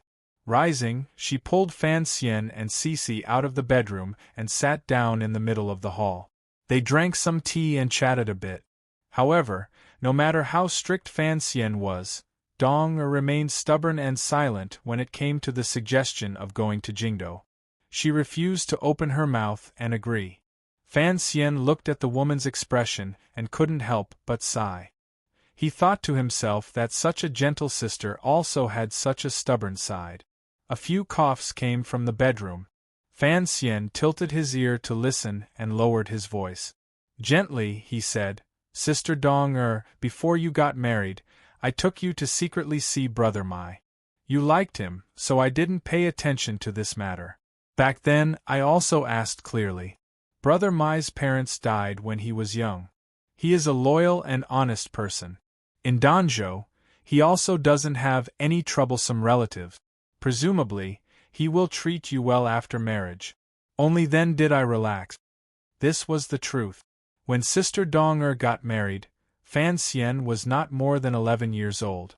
However, he had secretly observed for a long time before he was at ease to promise his serving girl to the Mai family. Dong rubbed her reddened hands nervously and said shyly, He treats me well now, or how bad can the person you like be? Since you don't have any relatives in Danzhou, why aren't you willing to go with me to Jingdo?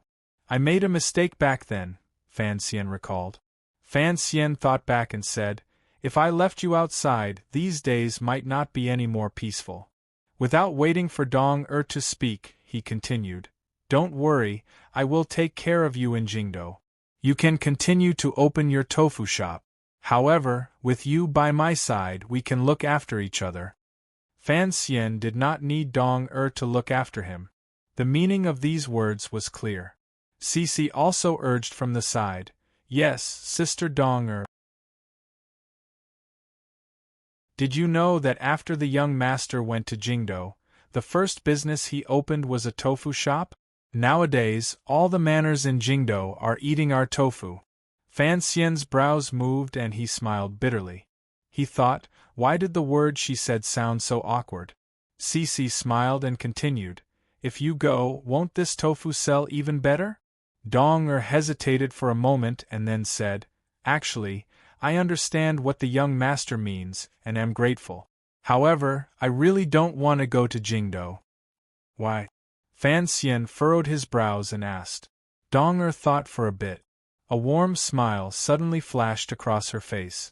She slowly said, After living in Danzhou for a long time, who wants to leave their home?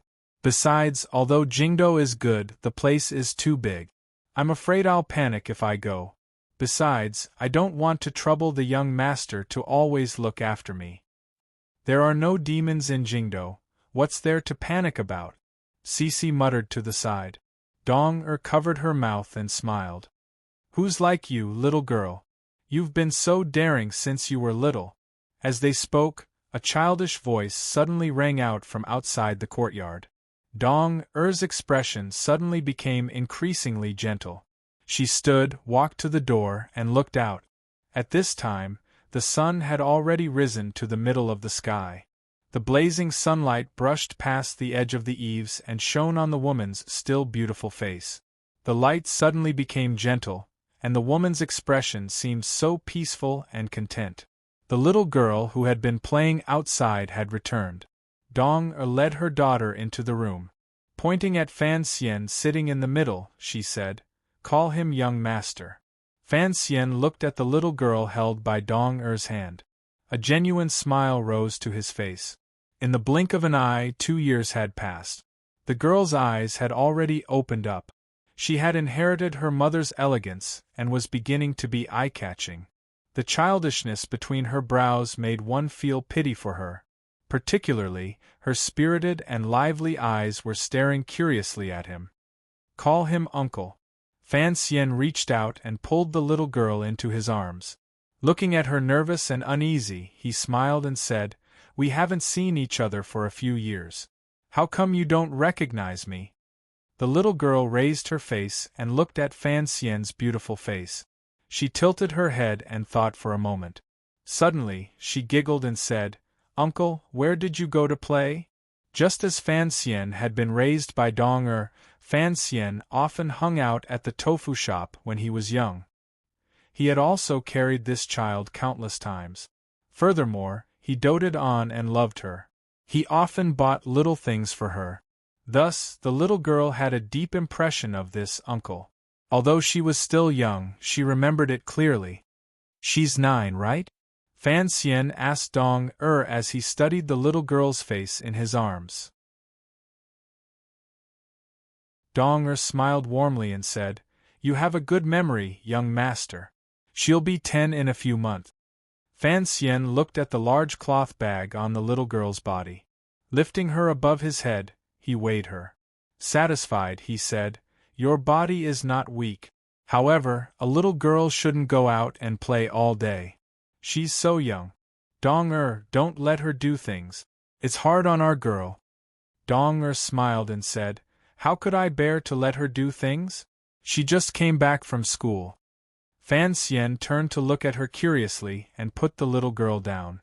The little girl obediently bowed to Cece. Only then did Cece pinch the little girl's cheeks with heartache.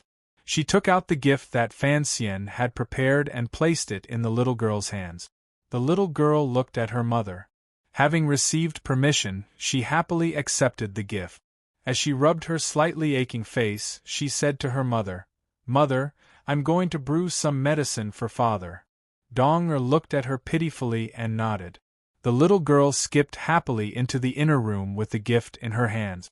Looking at this scene, in addition to the previous sentence, Fan Xian suddenly saw Dong in a new light. To be able to raise such a sensible child, Dong was truly not simple. Although many noble young ladies in the Qin kingdom would go to the family school to study when they were young, and there were even private schools for girls in the capital, among the common people, the status of girls was still very low. As for going to school, that was something that had never been heard of. For Dong to be able to let her own daughter go to school, her boldness was not something an ordinary girl could compare to. Fan Xian looked at her and said in praise, "You've done well. This child must continue to study." Dong smiled warmly. After thinking for a while, she said, "It's just that she is a girl. Although she knows that learning to read and understand is always good, I don't know what to do in the future." "What to do?" Fan Xian laughed. "With me, her uncle, here, she can do whatever she wants under the sky." This was a promise. Dong was overjoyed, but she knew that the young master did not like her bowing, so she only looked at him gratefully. Fan Xian then said seriously, "Don't make random marriage arrangements. Even if you want to marry, you have to let me know first." Dong smiled contentedly and nodded. As they chatted, it was time for lunch. Dong said awkwardly, "Young master, please sit for a while. I'll go prepare." Fan Xian knew that if he ate at her house, there would certainly be a lot of noise. He might even have to borrow some ingredients from the neighbors, so he quickly stopped her. "Of course we have to eat at your house, but don't make it so troublesome, we'll just eat the tofu rice you used to make in the past." Dong suddenly made a sound and held her forehead angrily. "I haven't even ordered the starch yet. If it's left in the shop, I'm afraid it won't be edible." Fan Xian smiled and said, "Did you forget that I brought 2 plates?" After busying themselves, Dong-er's husband was also helped out of the bedroom by the little girl. Although he had not used the medicine that Fan Xian had made during the diagnosis earlier, Fan Xian had already sent a streak of Tianyi Dao's natural jinqi into him, so my Miao-er's spirit was clearly much better. Everyone in the house gathered around the Kong and ate a lively meal of tofu rice. Dong-er's family of 3 couldn't help but feel apologetic and uncomfortable, but Fan Xian ate happily. Earlier, when he saw Dong-er's motherly appearance as she sat by the door, he knew that Dong-er's life could still continue to be happy and that she didn't necessarily have to follow him to Jingdo. "Uncle, is Jingdo fun?" the little girl asked curiously with wide eyes. She held a large rice bowl and used her long chopsticks to dig at the soft tofu rice. Jingdo is not fun. Fan Xian put down the bowl and looked at the little girl seriously.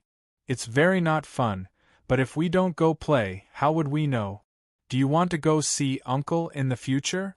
Yes, the little girl said excitedly.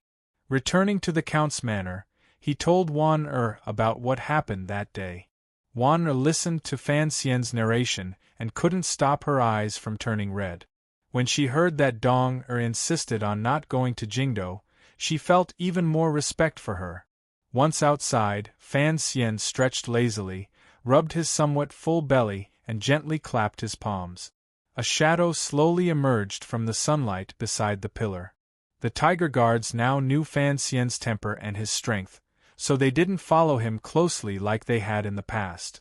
Only this shadow, after chasing back the 9th-level swordsman from Dongyi, became a maggot attached to Fan Xian's bones. Fan Xian tilted his head to look at him and said, "Following me like this every day, isn't it annoying?" The shadow thought about it seriously for a while and said, "It is indeed very annoying." Fan Xian smiled and said, "Isn't it annoying to follow a cripple?" The shadow replied straightforwardly, "There are beautiful women by the cripple's side." Fan Xian was speechless and shook his head helplessly. "You saw it today. What do you think about my Xian's illness? Since there were no signs before, his body is good." "He shouldn't have gotten such a serious illness," the shadow said in a low voice. "He should have suffered an external injury and then contracted the disease." Fan Xian nodded silently. This judgment was very close to the situation he had personally found in the clinic. A moment later, he calmly said, "It is not convenient for me to ask them about this in person.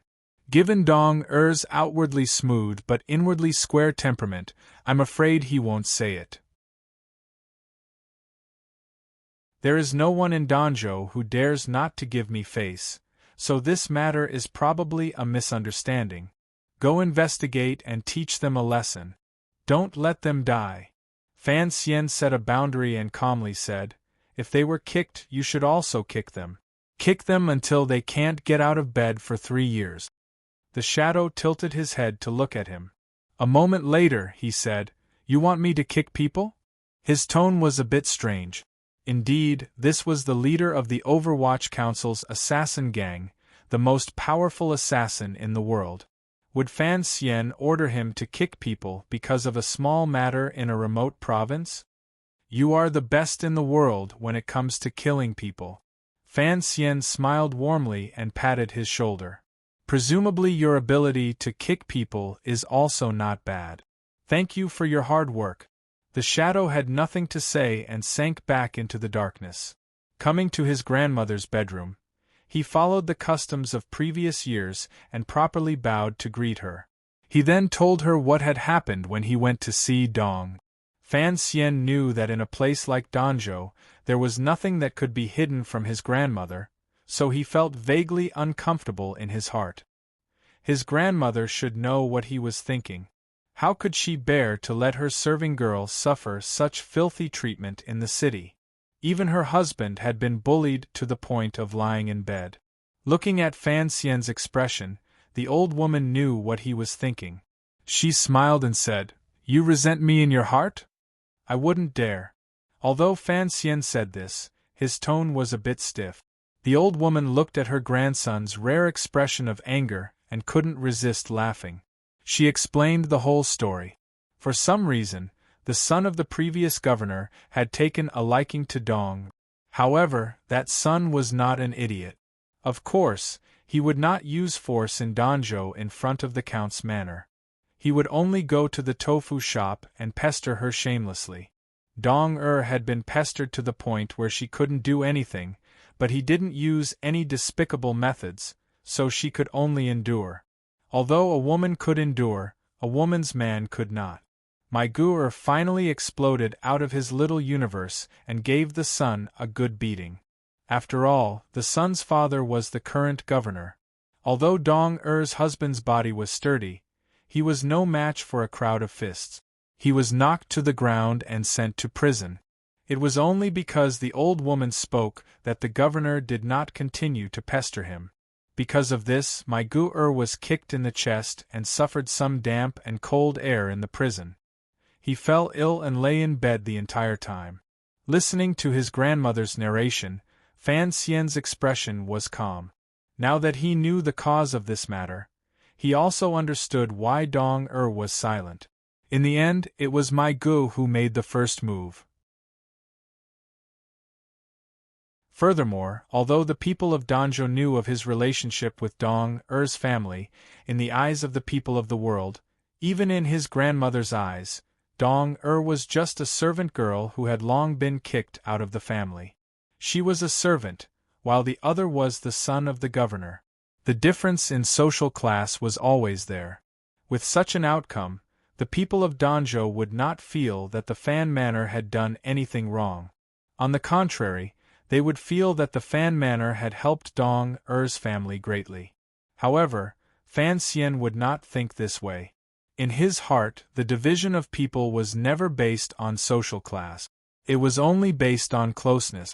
The old woman looked at his thoughtful expression and couldn't resist opening her mouth to ask, "What is it?" "Nothing." Fan Xian raised his head with a smile. "I'll have someone go and kick that son." The old woman started and immediately smiled. "Then go ahead and kick him as you please. If you want to know what happens next, please log on to www.cmfu.com. There are more chapters. Support the author. Support the original reading.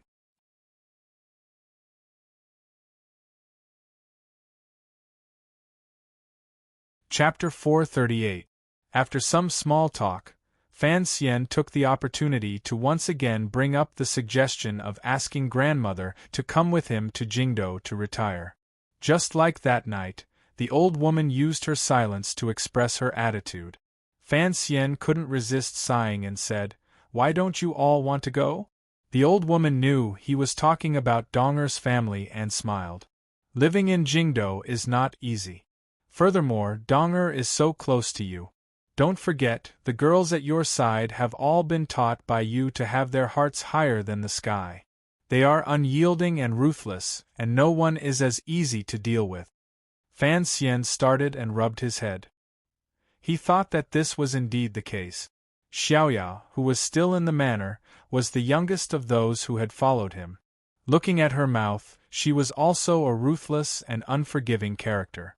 There was also Xiaoqing, who had brought her man back to the manor to see him a few days ago. Xiaoqing's man was a scholar with scholarly honors. In the end, in front of Xiaoqing, he didn't even dare to breathe too loudly. Xiaoqing and Xiaoyao were like this, not to mention Dong-er and the usually impudent Cici.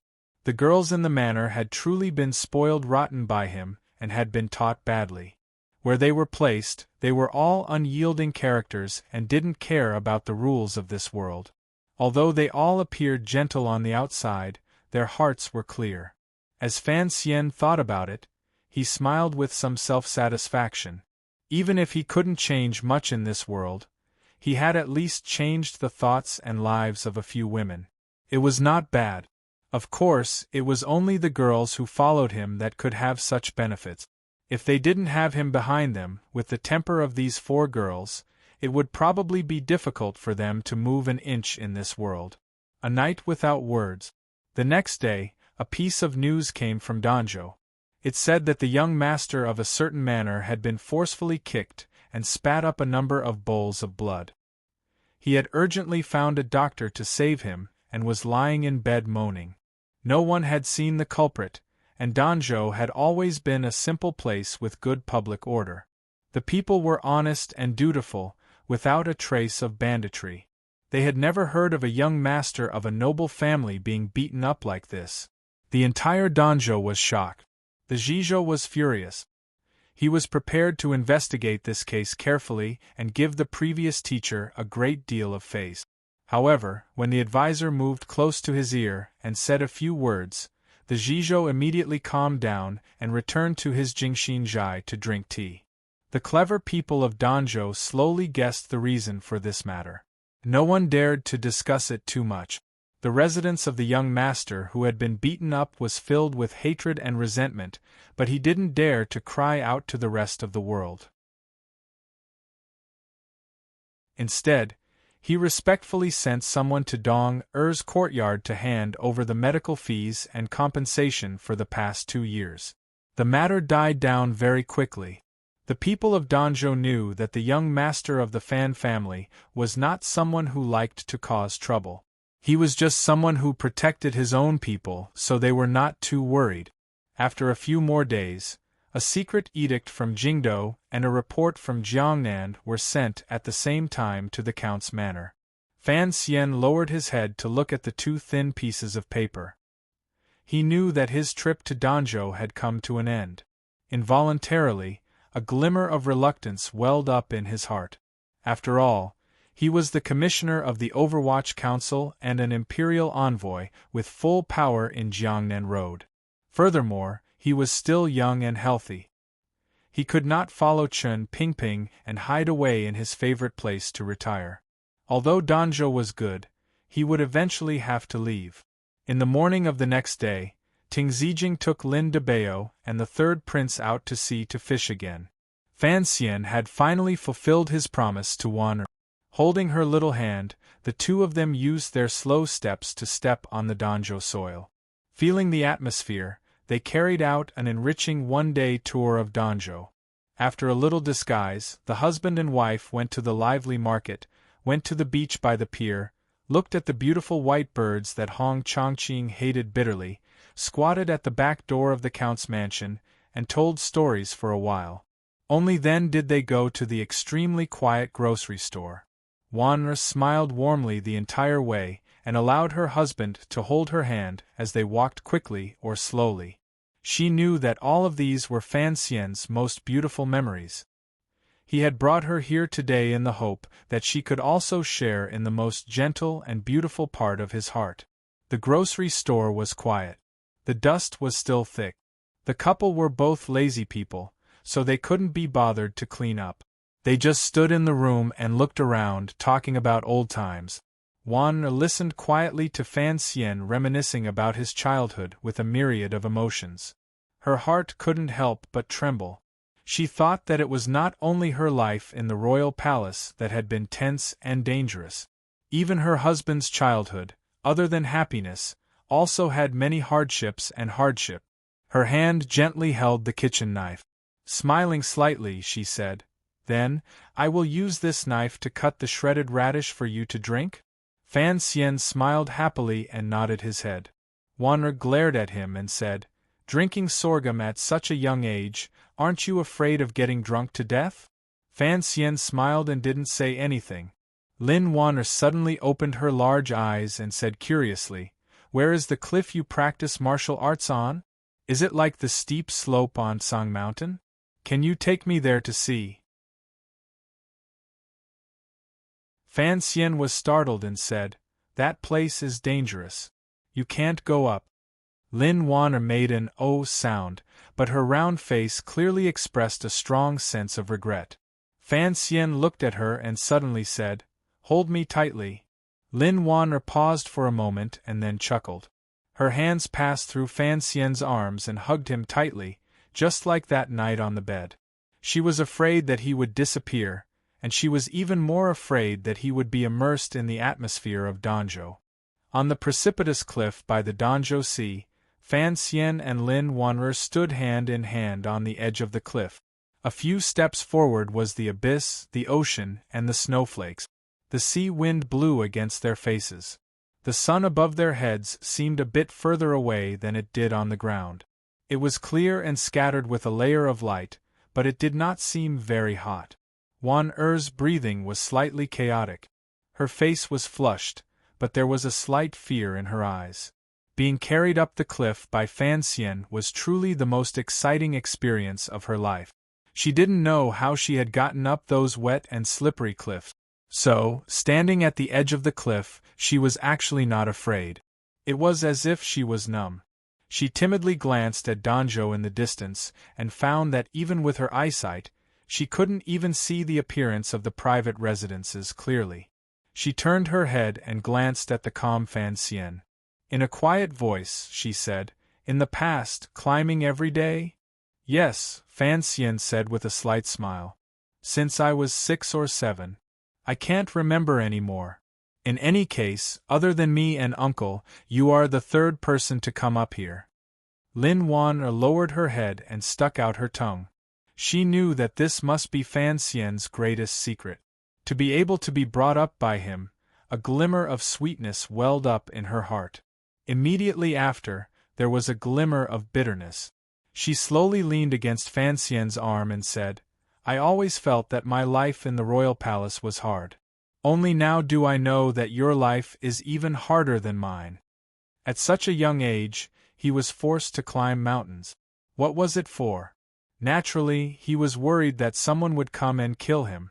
To grow up in such a terrifying environment, what kind of torture was that for the boy back then? Thinking of this, Wan felt a glimmer of sympathy for the seemingly incomparably powerful man beside her. Fan Xian smiled slightly and said, "What is so hard about it? If you don't want to die, you have to work harder. Actually, compared to other people in this world, you and I are already people who have been soaked in a secret jar. Don't say it's hard lightly. At least we don't have to worry about whether we'll have food to eat, clothes to wear, or whether our parents will sell us to a brothel to be a prostitute or a teapot." Wan listened calmly to the side. The carefree energy on the surface is all faked. Fan Xian looked at the golden light on the surface of the sea in a daze. "Actually, you should know that I can be said to be the person who lives the most attentively, the hardest, and the most diligent in this world." Wan nodded.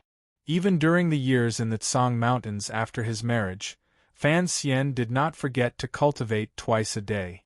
Given Fan Xian's present realm and power, he did not need to be so diligent. People often only saw Sir Fan Jr.'s bright and beautiful side. They had no idea how much sweat and effort he had put into this side. "I've been like this since I was very young," Fan Xian slowly said. "No one understands why I treat myself so harshly." Wan only understood one thing, so she listened quietly to him. Fan Xian paused for a moment and slowly closed his eyes. Facing the Danzhou sea breeze, he quietly said, "In reality, the reason is very simple. I don't want to die. I don't want to die. Just like what I often said when I was young, only when drunk will I know the strength of life. Only after death will I know the weight of life. A person who has never died will never know how terrifying death is. I want to live on in this world, so I have to be ruthless. I have to make myself strong. And you don't know, when you're used to lying on the bed and can't move a finger, even if you want to torture yourself, suddenly the heavens give you a chance to torture yourself. You'll be extremely grateful to the heavens, and you'll be intoxicated by it." Fan Xian was intoxicated in the memories of his 2 lives. Wan who was by his side, couldn't understand at all. She looked at his delicate and handsome face with a sense of maturity and vicissitudes that completely did not match his age.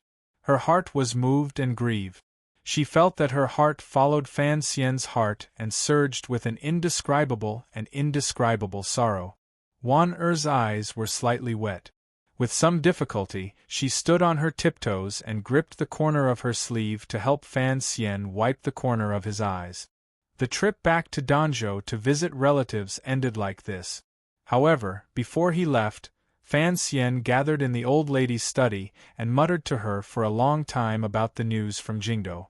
These two, who appeared to be the most gentle but were actually the coldest, carried out a serious conversation. When he left the study, Fan Xian's expression was slightly heavy. Returning to the room, Wan carefully asked, "What happened?" "Nothing big." Fan Xian thought for a moment and then calmly said, "It is natural for the imperial censors to send a letter. I am an imperial envoy of Jiangnan Road. Running to Danzhou to play is certainly an eyesore to many people. More importantly, I heard some news that is not very comfortable." "What news?" Wanner saw a rare glimmer of annoyance appear on her husband's face and couldn't resist smiling. To be able to make you lose your composure. Fan Xian sighed and forced a smile. During the new year, Yan Xiaoi will also be returning to the capital to report on his work. He will probably be entering the capital at about the same time as me. Yan Xiaoi? The Qin Kingdom's northern governor, the former commander of the Imperial Army, and a famous 9th-level super ace in the Qin Kingdom. Most importantly, he was the eldest princess' trusted aide and had a reputation in the military. Even the emperor would not rashly suppress him without evidence. When such a figure returned to the capital, it was inevitable that he would directly come into contact with Fan Xian. Fan Xian still remembered the shocking arrow he had encountered when he had snuck into the royal palace. Wanner furrowed her brows and said, "Is the martial conference in front of the palace going to resume?" Fan Xian glanced at her in shock. Shortly after, he smiled and patted her head. He thought to himself that his wife's sense of smell was indeed sharp in this area. Nodding his head, he said, "I heard it is the Bureau of Military Affairs' intention. The military has suggested resuming the martial conference to raise the morale of the people." "What did the emperor say?" Wanner asked worriedly. She knew that the Qin Kingdom was a country that conquered the world on horseback and had always placed great importance on military achievements. However, after 3 northern expeditions, the emperor had recuperated in preparation for another battle.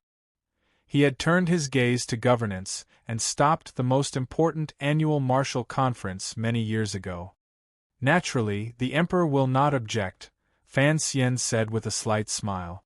"This is a good thing. The court has been in peace for too long. Even the Jiaozhou Navy has changed. Naturally, they need a reason to rally the military's morale." Lin Wanher was silent for a moment and then suddenly said, "I'm afraid it is targeted at you." "I am a civil official," Fan Xian said with a smile, but he clearly felt a problem in his heart. His view was different from that of the second prince on Lujing River. The second prince always thought that the emperor had Fan Xian handle the Jiaozhou Navy matter because he had loosened his mouth to let Fan Xian come into contact with and familiarize himself with military affairs. However, Fan Xian thought that his unyielding father was thinking the opposite problem. He had killed Chong Kuan and secretly harmed Deng Xiaobo. Regardless of the faction in the military, the commanders and generals probably all held a grudge against him. The emperor still did not want the commissioner of the Overwatch Council to gently touch military power. Wanner looked at him and sighed. "You are a civil official, but you are also a martial ace known to all under heaven." Fan Xian's eyebrows rose. "You mean that Yan Xiaoi will challenge me in the martial conference when he returns to the capital?" The people of the Qin Kingdom loved martial arts. Although this trend had gradually faded, the valiant taste deeply rooted in the hearts of the people and officials could not be brushed away. Just like how Yi Ling could throw a knife outside the royal palace to challenge Fan Xian, duels were still legal matters in the Qin Kingdom. Furthermore, no one was willing to back out of a martial conference in front of the palace. However, Fan Xian was willing to back out. He smiled coldly and said, "How childish. He wants to fight me, so I have to fight him?" In his heart, martial arts were used to kill people and not to fight in duels. If he wanted to kill people, Fan Xian had countless methods that were more efficient and safer than a duel. Duel? A child's game. Fan Xian suddenly felt that the Qin Kingdom's military was somewhat childish. He couldn't help but snort disdainfully. Wan sighed and gently said, "Although this method is direct and effective, it is very stupid. Mother shouldn't be so stupid as to have Yan Xiaoi challenge you in the palace. Regardless of whether he wins or loses, Yan Xiaoi wouldn't dare to actually hurt you. The emperor's eyes are watching. Thus, I also feel that I cannot understand the reasoning behind this. Perhaps we are thinking the wrong way. Yan Xiaoi is the governor of the north. He hasn't returned to the capital in 2 years, so he should be reporting on his work. Fan Xian suddenly had a thought. He furrowed his brows. If Yan Xiaoi's return to the capital this time had something to do with the so-called martial conference, then it could only mean one thing. The power in the court was finally trying to directly challenge the authority of the royal family. But what right did the eldest princess have? If I avoid the battle, it will weaken the momentum, Fan Xian said with a slight smile. But, you know, I don't care about this face. This was a lie. Fan Xian was also a vain person. If it was another important military general challenging Fan Xian in the martial conference, Fan Xian wouldn't even blink. He would directly beat the other person until even their mother wouldn't recognize them and add a golden border to his reputation. But that person was Yan Xiaoi. Fan Xian asked himself honestly. Even though his injuries had long healed and he had the help of Haitong's Heart of Tianyi Dao, and he had long stood firmly at the peak of the 9th level, if he were to truly face a super warrior who could shock the world with one arrow, he still wouldn't have it easy. On his side there were two people who could stand against Yan Xiaoi, Haitong and the Shadow. The problem was, these two could not act for him. On his side, there was still one person who could easily finish off Yan Xiaoi and Uncle Wu Zhu. The problem was, Uncle Wu Zhu had once again left home. Amidst Fan Xian's nervousness, he suddenly and inexplicably became excited. The tip of his nose seemed to smell the salty and wet smell of the sea cliff. If, after returning to the capital, he truly had to fight Yan Xiaoi head-on, if he didn't rely on those little tricks, just how far could he go? Jingdo, wind and thunder, warriors, martial arts. These words tempted Fan Xian's restless heart. He was silent for a moment. Suddenly, he raised his head and smiled. Gently, he said, I won't fight, but how about trying to kill him? Wan'er opened her eyes wide and was speechless for a moment. I am about to leave Danzhou. I know some friends feel that this section is a bit long, but before I entered Danzhou, I said in advance that this is a section that I think is very important. I will write it in great detail. Fan Xian's return to Danzhou is the content I passionately hoped for when I wrote the first volume.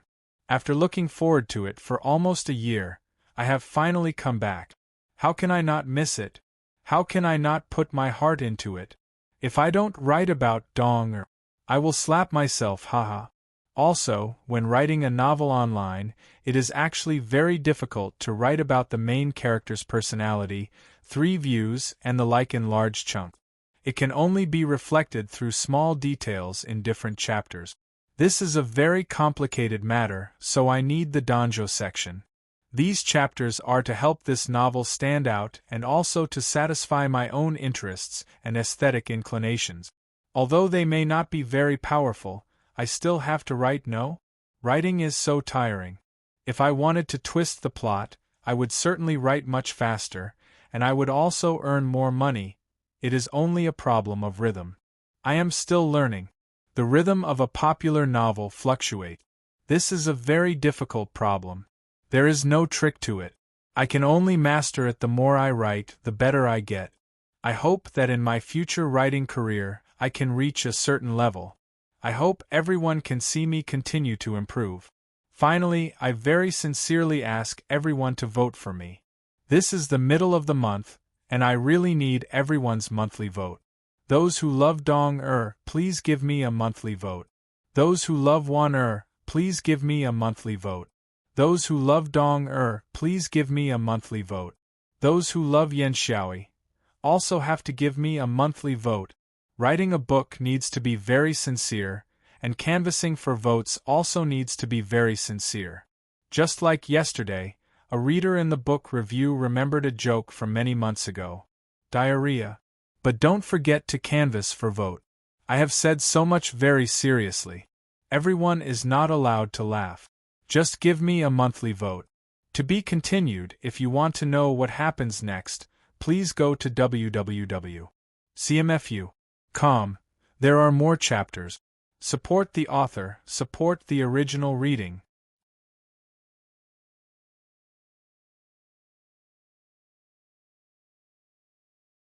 Chapter 439. On a winter day in the 6th year of the Qin calendar, the gloomy dusk sun shone through from the distant Song Mountains. The weather was very cold. The private residences in the wilderness were all white. It was snow. The clouds gradually thickened and swallowed the gloomy sun into darkness. The wind also gradually grew stronger, picking up the accumulated snow on the ground and sending it dancing in the air. More snow fell from the sky. Snowflakes of different colors from different places used the power of the wind to tangle together. In the oppressive air, they twisted and turned their heads, displaying different levels of whiteness and coldness. The wind and snow rose again. The people hurrying on the road were unspeakably miserable. They all searched for the nearest cottage or inn to rest. This year, there had been no floods in the Qin kingdom, but the snowfall was not small. Fortunately, during the summer, the disaster relief in the Jiangnan counties had gone unusually smoothly. The affected people had a place to stay, so the chances of them freezing to death were much lower. This was Yingzhou, the province that had suffered the most from the floods. It was also the place where the bandits were the most ferocious after the disaster. However, ever since the imperial envoy Fan Xian had come to Jiangnan, the bandits in Yingzhou had become much more well-behaved, perhaps because they were afraid of the might of heaven or the legendary methods of Sir Fan Jr. They had already disappeared for a long time. It was because of this that there were travelers who dared to walk on the road in this snowy day.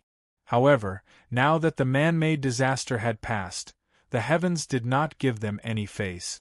Although the Yangtze River had not been sealed, not many people were willing to brave the harsh cold and walk in the direction of Jingdou. Other than the group of carriages that were all black, the windows and lower edges of the carriages were sealed very well. Not a sliver of cold air could penetrate. However, the thick cotton curtains in front of the carriage blocked the attack of the wind and snow. Occasionally, they gave out a few muffled cries of sorrow. There was a heater in the carriage. A gust of hot air followed the fragrance and rose into the air, making the carriage as warm as spring. It formed a clear contrast with the harsh cold outside. Fan Xian felt a little hot. He put 2 fingers on his right hand to his neck and loosened the buttons on his fur coat, exposing his neck. He took 2 deep breaths and put down the file in his hands. He squinted and looked out of the carriage. Outside the carriage was a vast expanse of whiteness. The houses of Tsongshan village, the winter fields and ponds were all covered in snow, frozen into ice mirrors. The scene of the flood that they saw when they passed by this place in the past was no longer visible. The people who died in the flood had long been buried. Perhaps their white bones were still trembling in the depths of the snow. In the distance was a row of simple and crude houses. It could be seen that the materials used to build them were not very sturdy and could not keep out the cold. Looking at the spots of firelight and warmth seeping out from inside, Fan Xian nodded his head with satisfaction. As long as there was firewood for the stove, it was fine. Although the commoners lived hard lives, they could endure it. A little warmth could protect them through this harsh winter. Let's find a place to rest. Fan Xian looked at the snow-covered Overwatch Council carriage driver outside the carriage and couldn't resist furrowing his brows. Although it is important to hurry, don't get sick from the cold. Yes, sir. The group of carriages slowly made a turn and drove along the widest ridge toward the neighboring village. Fan Xian was returning to Jingdou to report on his work. The court had set the date of his return there. Who knew that they would run into the heaviest snowfall in years and be delayed in Shazhou for a few days. Time suddenly became tight. Thus, the subordinates of the Overwatch Council followed his wishes and changed carriages in Shazhou to travel along the road against the wind and snow.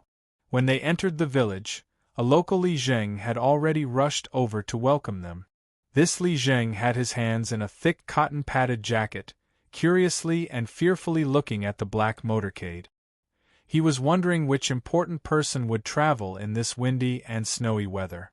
Naturally, there were Overwatch Council officials who went to negotiate with him. Fan Xian didn't want to disturb the place too much, so he traveled stealthily the entire way. He got off the carriage, and felt the snowflakes follow the cold wind into his collar. Unconsciously, he tightened his buckles and walked toward the village with the silver-white fox fur cloak. Hong Chongqing led a few swordsmen of the 6th Bureau and followed silently behind him. Fan Xian glanced out of the corner of his eye and thought of Wan who was still busy in Jiangnan. The third prince had already returned to the capital a month earlier. In order to ensure his wife's safety, he had left Gao De and the other 7 tiger guards in Hangzhou. When they left Danzhou, it was early autumn. Fan Xian and his group first returned to Hangzhou. These few months were mainly used to clean out the remnants of the Juanshan conference in Jiangnan, as well as other matters. The matter they had agreed on in Danzhou had been approved by the palace. Wan had taken the lead. The matter had developed unexpectedly smoothly. The Xiong family of Lingnan and the Sun family of Quanzhou had both invested a large sum of silver into the conference. Even the Ming family, which was like a declining mountain, had shown some interest. However, Wan still hadn't thought of a name for this organization or its true use, so she had first taken the name of the Hangzhou Conference and made do with it. With the support of Silver and Fan Xian's connections, the Hangzhou Conference could easily purchase northern cheese grain ahead of time. It could easily connect with the various provinces without worrying about the government finding trouble. Additionally, with the connections of the Fan, Lu, and Lin families all over the world, as well as Xia Qifei's Jiangnan water bandits channeled deep into the people, the Hangzhou Conference developed quickly. The entire Jiangnan disaster relief work, other than the quartz channel, had another smooth and speedy channel. However, Fan Xian and Wan had always been hidden behind the scenes. Not many people knew the role this couple played in the Hangzhou Conference. They all thought that this matter was led by nobles in the palace in Jingdou, and the Palace Treasury Transport Company Yamen was a tool. There was another heavy snowfall in Jiangnan this winter. Who knew how many families would run out of food, how many farmhouses would be crushed, and how many people would freeze to death? Lin Wan had to stay in Hangzhou for a while. At least, she had to help the Jiangnan people get through this period of time before anything else. It was still the same old saying. Even if she couldn't help much, it was better than nothing. Lin Wan busied herself in this matter. Her talent for strategy, which had long been helplessly suppressed, finally revealed a corner. Fan Xian did not put too much effort into this matter. It was just his wife alone using letters to control all aspects. Whether coldly, majestically, or gently, she controlled this strange beast. She carefully had it plow the fields for the people under heaven, yet she did not make the government, the driver, feel unhappy. However, this matter was somewhat arduous. The degree of propriety and triviality made even Fan Xian fear it like a tiger. Wan had finally found something that could prove herself. How could she let it go so easily? Thus she worked tirelessly. When Fan Xian left Hangzhou, he was worried that she would not be able to take good care of herself. The wife of the Ting family was also a servant who deeply feared the mistress, so he decided to leave Cece there. As Fan Xian thought about this, he quickly walked into the village. The carriage had already been set up. He left behind people to guard the place. All of his subordinates, a total of 30 or so people, followed him into the village and entered the almost empty family school. Li Jing carefully followed behind. He did not dare ask who this important figure wearing the expensive fox fur coat was. He could only guess endlessly in his heart. After entering the empty family school, someone had already started a stove. After the ginger and sugar water was cooked, the women in the village hurriedly poured it into bowls and respectfully presented it to the officials. Fan Xian picked it up and took a sip. He didn't say anything. His clear and spirited eyes only stared in a daze at the row of houses outside the main door. He suddenly opened his mouth and asked, "If the snow gets heavier, will these houses be able to hold up?" This village was still in Yingzhou. It was also a pitiful place that had been hit by a flood last year. This row of houses had been gradually built last year. They looked thin, so Fan Xian was a bit worried. Li Jing paused. He wasn't sure if this person was asking him. Hong Chongqing coughed and gave him a meaningful glance. Only now did Li Jing wake up. His half-bent body moved a few steps closer to Fan Xian and respectfully replied, "Master, in a few days, the snow will be even thicker. Whether or not it will be able to hold up, I'm really not sure." Fan Xian glanced at him with some surprise. He thought it was rare for a mere Li Jing to not keep on boasting. He smiled warmly and said, "Then, won't you have to patrol every day?" Li Jing chuckled and said, "Master, what are you talking about? With such heavy snow as Li Jing, of course, I have to look at it every day." He then proudly said, "However, I think it shouldn't be a problem. Don't look at these houses as unremarkable. They were designed by the master craftsmen of the palace treasury. I heard that the 3 large workshops all live in these kinds of houses. The snow should be fine." Fan Xian began to laugh. His subordinates behind him also began to laugh. Li Jing was a bit confused. He thought, what is so funny? He asked a few more questions about whether there was enough firewood and briquettes. Fan Xian then ended his conversation with Li Jing. Involuntarily, a complicated emotion welled up in his heart. The power of the Qing kingdom was indeed powerful. As long as it was operated properly, it would not be a problem to ensure these commoners a normal life. As for himself, he seemed to be gradually getting used to the feeling of being a powerful official. Although he was just passing by, he couldn't resist asking a few more questions. Powerful official? Fan Xian sighed and walked to the door of the school. Narrowing his eyes, he looked at the darkening sky outside, the colder wind, the heavier and heavier snow, and the deeper and deeper cold.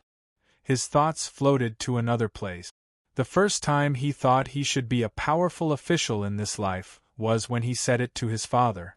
The second time was when he was drunk in Shangjing in northern Qi. Haitang left.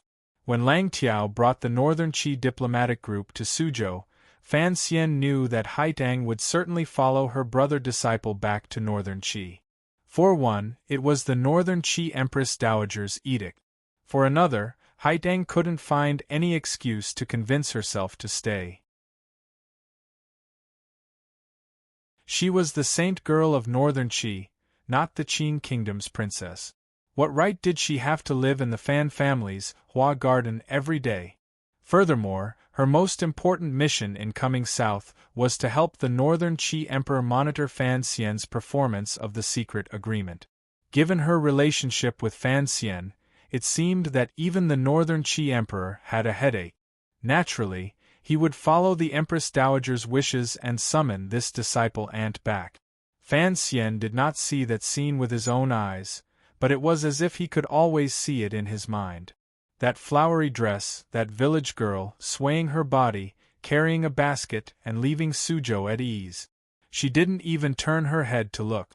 Although Haitang had left, Fan Xian's agreement with northern Qi continued to progress steadily. The smuggling along the North Road had already entered a stable stage under Fan Xizha and Xia Qifei's North and South cooperation. The channels between the two sides had already been opened. Goods produced by the palace treasury flowed endlessly into northern Qi territory. The price was much cheaper than on the market. The Qing court had lost a great deal of silver because of Fan Xian's secret mischief, but the Hangzhou conference had gained a great deal of silver. It was all the people's silver. Who cared who was holding it and who was using it? Under Fan Xian's attack, the Ming family had truly sunk into a stalemate. Although the Ming family still had tens of millions of liang of silver in their hands, assets were not flowing water. The Ming family could not bear to sell off their land and property to make their business more active. Thus, they could only borrow money from outside to move things around. The problem was that the old Ming matriarch had been strangled to death by Ming Qingda. This master of the Ming family did not have time to completely accept the old matriarch's position in the Juanshang conference.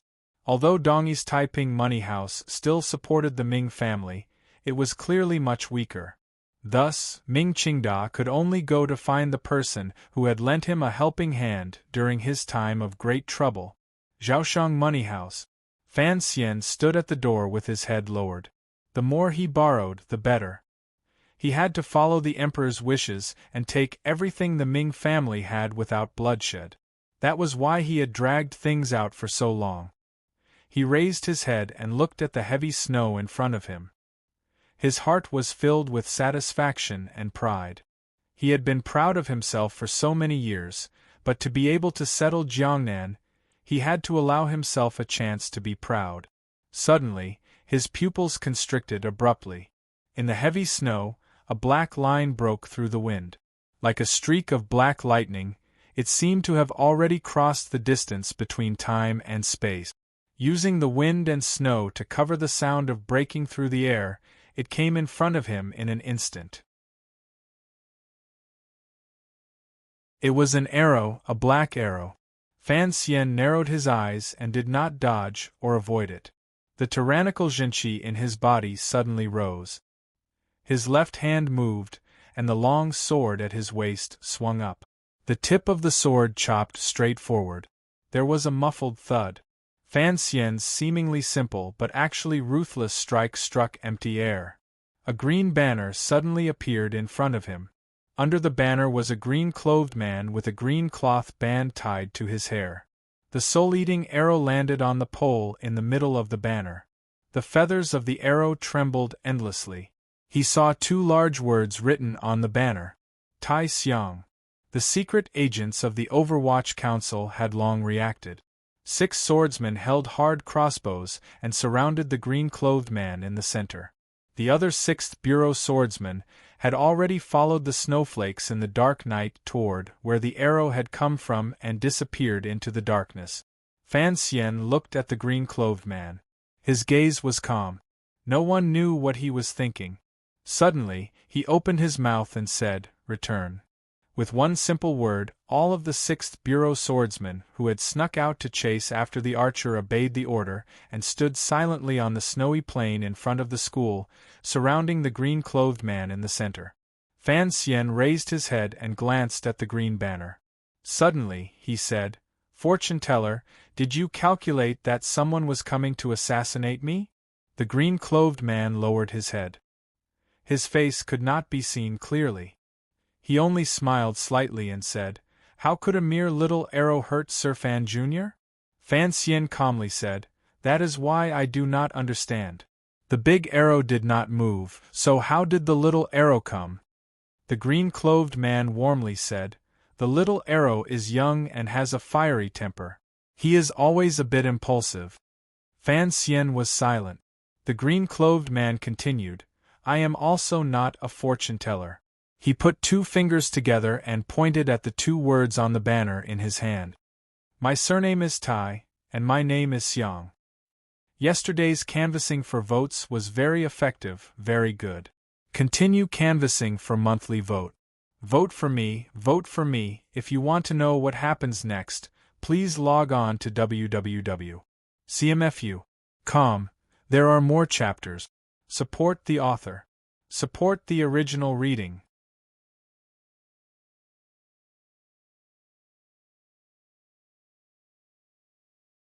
Chapter 440. Tai Xiang. Fan Xian's eyes glanced at the green banner and narrowed his eyes slightly. With a wave of his sleeves, he walked back into the school, coldly leaving the green-clothed man outside the room. The swordsmen of the 6th Bureau of the Overwatch Council glanced warily at the green-clothed man and also retreated into the room. Although they didn't know why the commissioner had stopped them from chasing after the archer, the council's orders were like a mountain. No one dared to raise any objections. The green-clothed man tilted his head slightly and held the green banner in his hand. He seemed to be startled. Heavy snow swirled and fell in the darkness, gradually accumulating on his shoulders. This scene was indeed a bit strange. After the sudden assassination, Fan Xian was as quiet as if nothing had happened. He paid no attention to the green-clothed man who had suddenly appeared in front of him and helped him block that frightening arrow. It was as if he had no interest in talking at all. The green-clothed man looked at the tightly shut door and couldn't resist shaking his head and smiling. He thought to himself that the legendary Sir Fan Jr. was indeed an interesting person. He tidied his clothes again and calmly walked to the wooden door of the school. He stretched out his hand and politely and gently knocked twice. A moment later, Fan Xian's calm voice came from inside the door. "Please come in." The green-clothed man placed the green banner beside the wooden door of the school. The snow on the banner soaked the gray ground. He lowered his head. One could see the glimmer of a smile at the corner of his lips. He did not directly bow to Fan Xian. On the contrary, he laughed lightly and said, "Compared to the rumors, you have a sliver of arrogance." Fan Xian's hands were placed in front of him by the fire. He still did not open his mouth. The green-clothed man warmly said, "Is this how you treat a guest?" Fan Xian rubbed his warm hands together and accepted a bag of fine wine from the hands of a subordinate beside him. He drank a few mouthfuls and lightly said, "The weather is cold and the ground is frozen. You knocked, so I let you in to avoid the snow. This is me taking pity on my people, not treating you as a guest. If I didn't knock, you wouldn't see me?" The green-clothed man continued to ask, "Does you not have anything to ask me?" Fan Xian glanced at him coldly. He didn't clearly see the green-clothed man's face and said, What right do you have for me to see you? What do I need to ask you?" The green-clothed man slowly raised his head, and the great hall of the family school that was illuminated by the light of the fire suddenly became bright. This person's eyebrows were like swords, his eyes were as warm as jade, and his lips were thin and slightly curled up, losing a trace of sharpness and adding a touch of friendliness. His appearance was unusually delicate and handsome, but his age was unusually young. Even Fan Xian couldn't help but be a little absent-minded. He smiled and thought to himself, "This guy is quite good-looking, only a little worse than me." The green-clothed man seemed to have not expected such a cold attitude from Fan Xian. He smiled bitterly and said, "Why must you keep me at a distance?" Fan Xian drank another mouthful of wine and withdrew his gaze from the person's gentle and beautiful face. Lightly, he said, "Have you done me a service?" The blue-clothed man thought for a moment, then said, "Even if I were not here tonight, that arrow would not have been able to harm you in the slightest." This was what he had said before. Fan Xian placed the wine bag at his side and looked at him calmly. "Since you are of no help to me, then don't expect me to remember your kindness. You should understand this." The green-clothed man paused and smiled. "Precisely." Fan Xian continued, "I don't owe you anything. If you want to avoid the snow, then avoid it. If you want to talk, then say it. But don't act so mysterious and unfathomable. I loathe that." The green-clothed man smiled bitterly and said, "You are right. Also," Fan Xian suddenly moved forward and said seriously, "Are you prepared for me to take you?" From ancient times to now, from history to stories, this kind of meeting in the wilderness, where the famous and powerful officials followed the wheel of history, was always accompanied by a melodramatic show of idealism, respect for the wise, loyalty, and surrender. However, it had probably never been as direct and shrewd as Fan Xian described it. It was even unsightly and unsightly. It had probably never happened before. Fan Xian stared into the green-clothed man's eyes and said, "Don't have the extravagant hope that we can have an equal relationship. If you want to be my subordinate, then you must stand below me and pay attention to your own limit. Regardless of whether it is talking, doing things, or even posture, as well as your inner thoughts, you must all be placed below me." He straightened his body and lightly said, "If you want me to take you, then give up those unrealistic fantasies and pride. In this world, it is not that it won't turn if someone is missing. My personality is a bit strange, and I don't have the hobby of taking in guests. The green-clothed man had been dealt a heavy blow by Fan Xian's words. He stood gloomily in the hall and was silent for a long time before he forced a smile and said, "You are indeed overbearing." Fan Xian calmly cut him off. "Because I have the right." Without waiting for the green-clothed man to speak, Fan Xian said, "If you have something you want to say, then say it. Otherwise, go sit in the corner and warm yourself by the fire. Once the snow stops, leave." The green-clothed man had not thought that things would develop to such a state. He couldn't help but shake his head. He had to get close to Fan Xian before he entered Jingdo and convey a certain message to him. Coincidentally, he knew the direction of that little arrow, so he had found this opportunity to appear in front of Fan Xian. He had thought that he would obtain a good first impression of Fan Xian.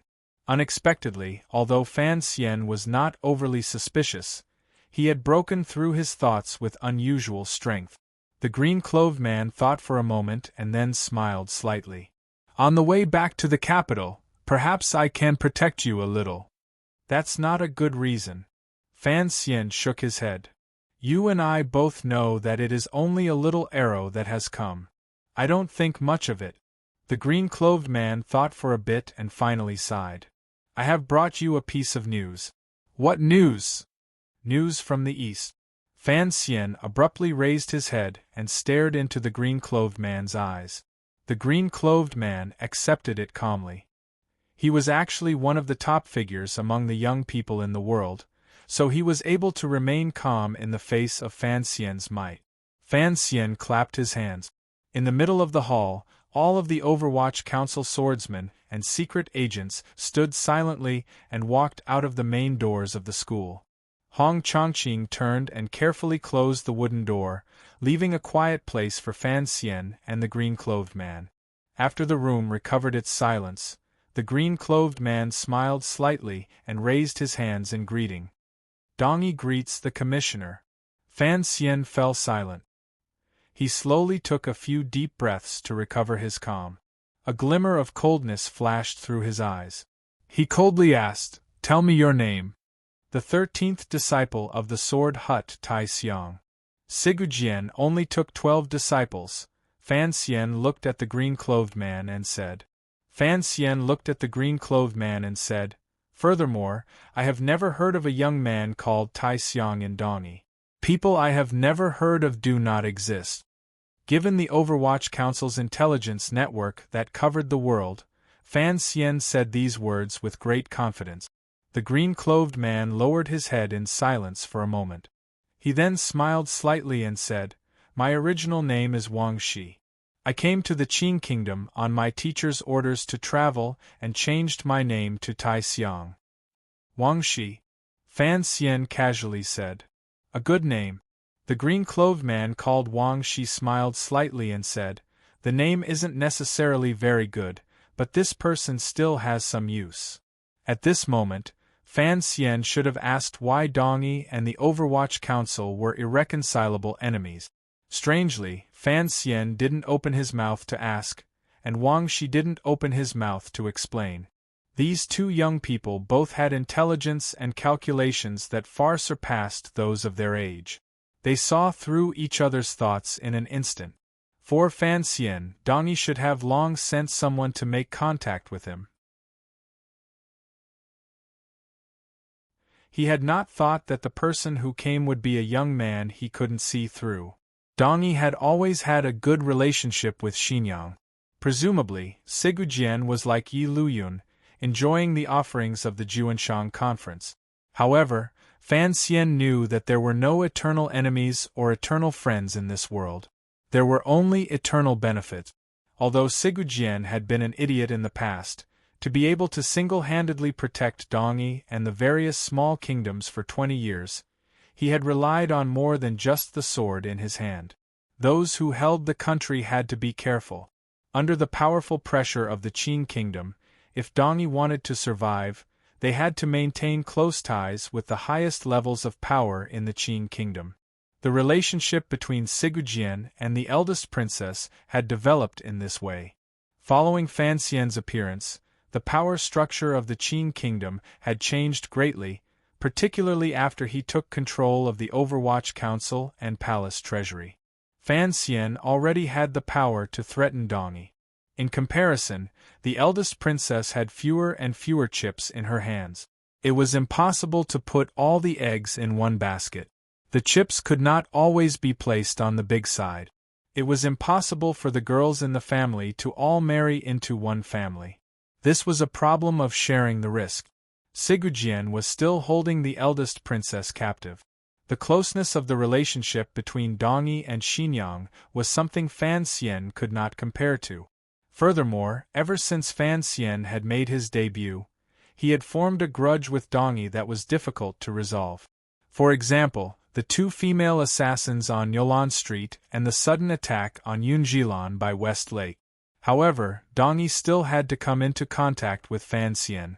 If the eldest princess fell, Fan Xian would, without question, become Dongyi's first choice. Before making this choice, Dongyi had to first express its goodwill. Politics was indeed wonderful. Fan Xian and Dongyi were clearly still enemies, but both sides knew that while they were enemies, they had to begin trying to come into contact. Today they would still fight to the death. In the future, perhaps they would drink and chat merrily. In the face of great profit, any kind of grudge could be washed away. Although Fan Xian would not think this way, Sigujian would certainly think this way. However, Fan Xian also knew that Dongyi and him could only have this kind of secret exchange. Sigujian, that idiot, still had most of his chips on the eldest princess side. Just as Prime Minister Lin had analyzed in Wuzhou, if that thing really happened, Dongyi could guarantee decades of peace. Why would they still need to come find him?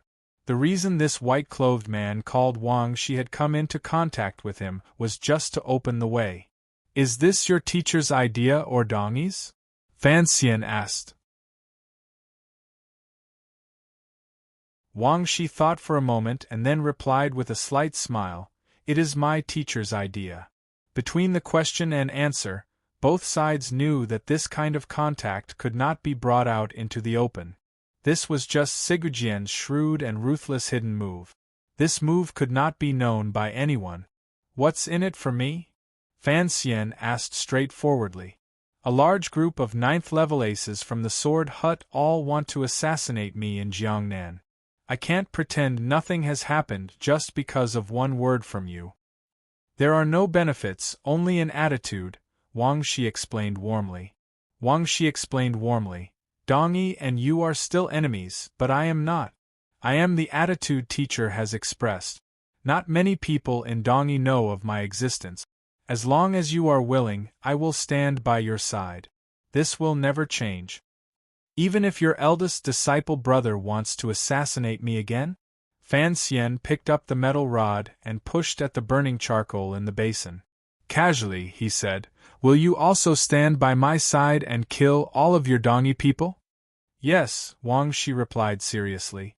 "Anyone who is unfavorable to you is my enemy." Fan Xian couldn't resist laughing. He let out a long sigh and said, "Sigujian, oh Sigujian, the things this idiot thinks of are indeed interesting." As he said this, Fan Xian watched Wang Shi's reaction from the corner of his eye. When he said the word, idiot, the biggest taboo in Dongyi, the other party's expression remained calm and unmoved. The 13 disciples of the Sword Hut. Fan Xian narrowed his eyes. There were 4 great grandmasters in the world, plus Uncle Wu Zhu. Ku He's true last disciple was Haitang, so Uncle Wu Zhu's last disciple was him. If the green-clothed man in front of him was truly Sigujian's last disciple, then he should also be a powerful figure. "In the future, I will call you 13th Wang," Fan Xian said calmly.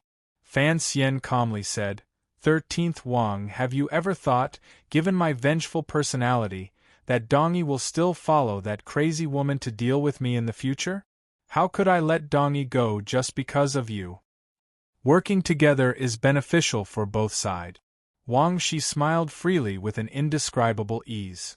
"As for those who have offended you, you can think of a way to kill them. Teacher had me enter the Qin kingdom to travel. I have no hidden evil intentions, so I have to survive. As long as I survive, Wang Shi said calmly, Dongyi will continue to live as it is now. Hearing these calm but actually unusual words, Fan Xian lowered his head slightly and said, Are you also going to the capital? Yes. Wang Shi sighed leisurely. Since I am traveling, of course, I have to go to the Qin Kingdom's Jingdo. I heard that there is a Baowu brothel in the Jingdo. There are countless beauties in the brothel. I must savor it well. Fan Xian didn't even raise his head. I won't give you a discount. Wang Shi smiled and said, I can also earn a lot of silver from fortune-telling. Didn't you say earlier that you weren't a fortune-teller? Fan Xian asked.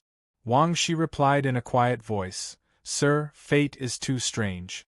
It moves through the wind and clouds, and the stars flicker endlessly. It is not something a mortal can calculate.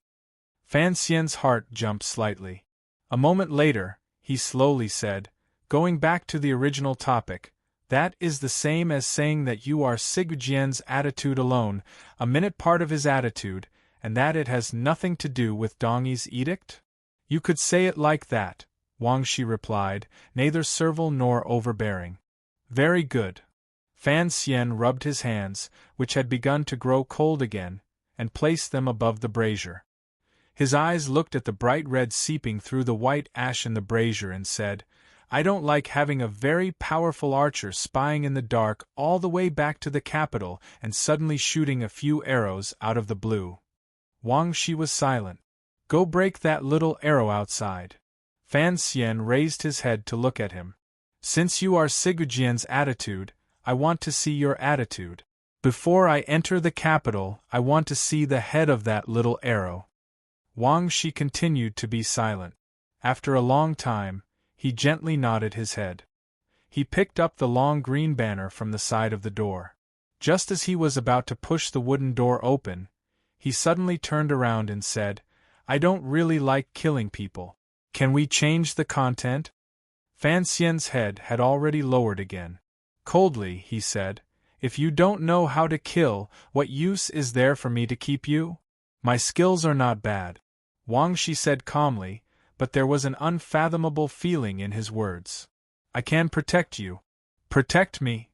The corners of Fan Xian's mouth twitched and he smiled. I don't think you have the right to say that. Wang Shi smiled and said, I am qualified. Sir, you can try. Given Fan Xian's present realm, for Wang Shi to say such a thing showed that he had a strong confidence in his abilities. But Fan Xian still did not raise his head. He only said quietly, Don't talk big in front of me. The Qin Kingdom is not Dongyi. You can die at any time in the wilderness, and you don't know from which part of the sky the rope that takes your life comes. As soon as he finished speaking, the light in the family school suddenly dimmed. A gust of wind blew, blowing the ash that was like snow in the brazier. A strong, secretive, and murderous aura enveloped Wang Shi, who was at the door. Wang Shi's hand holding the green banner shook slightly. The black arrow stuck in the pole of the green banner shattered into pieces. Wang Shi coughed gently and took a few steps back. There was not a trace of fear on his face. On the contrary, he smiled and said, No wonder my eldest disciple brother would return in defeat in Jiangnan. With such an ace protecting you at your side, naturally, you don't need me. That's fine, then I'll help you kill a few people. After saying this, he pushed open the door and disappeared into the night. That long green banner flickered in and out of sight in the night snow. I read all the book reviews seriously. I'm just a bit lazy, so I haven't replied these 2 days. Sorry. If you want to know what happens next, please log on to www.cmfu.com. There are more chapters. Support the author. Support the original reading.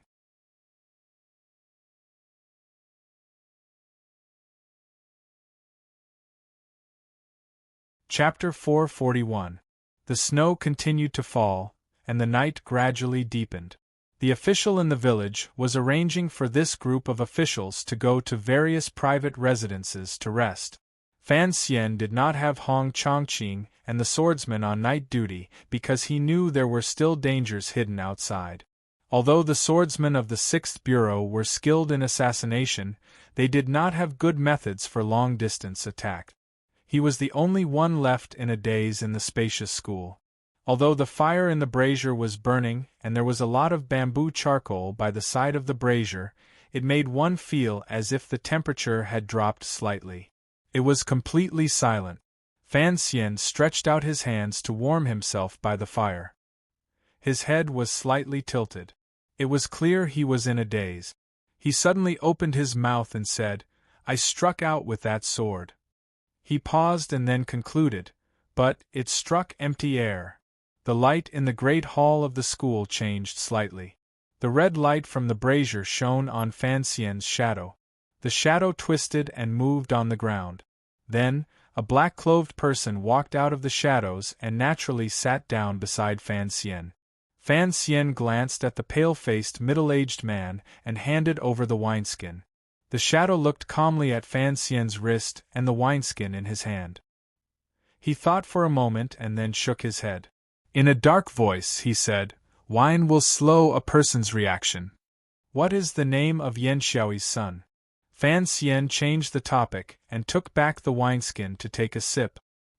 He felt a spicy line of fire burn from his lips to his organs. "I don't know." The shadow shook his head and then said, "The nickname you gave him is not bad." Fan Xian said, "Don't be too nervous. This little archer should still be freezing in the snowy night outside. How would he dare to come close to attack?" The shadow nodded. Fan Xian once again handed over the wineskin and said, "Take a few sips. I am not Chen Pingping.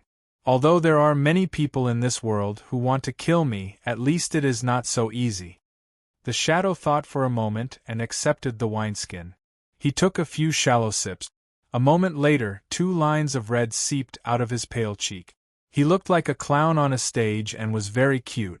Fan Xian chuckled and said, "If we were in each other's shoes, I wouldn't be able to endure the loneliness in the darkness. I've always been curious. Don't you usually need to eat or drink?" When protecting Chen Pingping or Fan Xian, the shadow never left their side. No wonder Fan Xian had asked this. The shadow said gloomily, "Of course I have my ways." Fan Xian shook his head and didn't say anything more. Turning the subject back to his earlier words, he said, "You saw my sword strike empty air." "Yes, sir."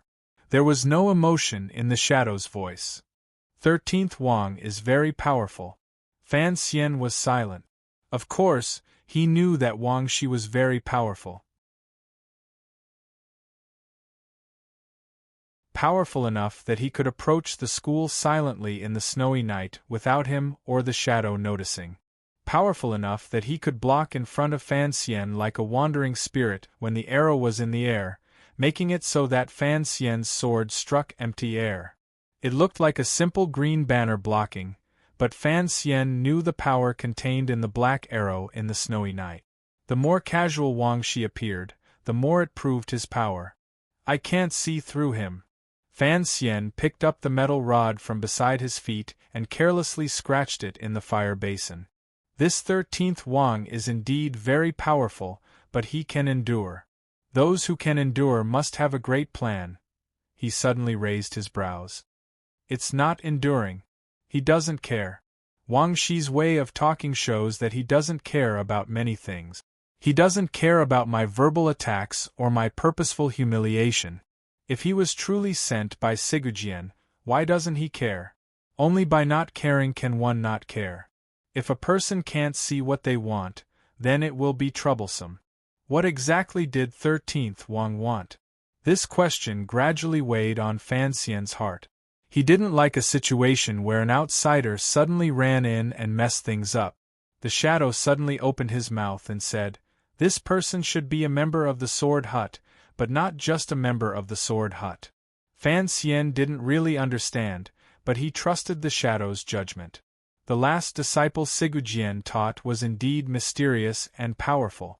He sighed and said, Let's wait until he kills the little archer before we talk. The shadow glanced at him and knew that this was the so-called proof of allegiance. He knew that Fan Xian had borrowed this knife to kill, not to see the quality of the knife, but to see the heart of the knife. If 13th Wang really was Sigujian's attitude and Yan Xiaoyi's son died at his hands, Fan Xian would have a great deal to do. At least, a large crack would appear in the relationship between Xinyang and Dongyi. Other people don't know that 13th Wang is Sigujian's last disciple, the shadow reminded.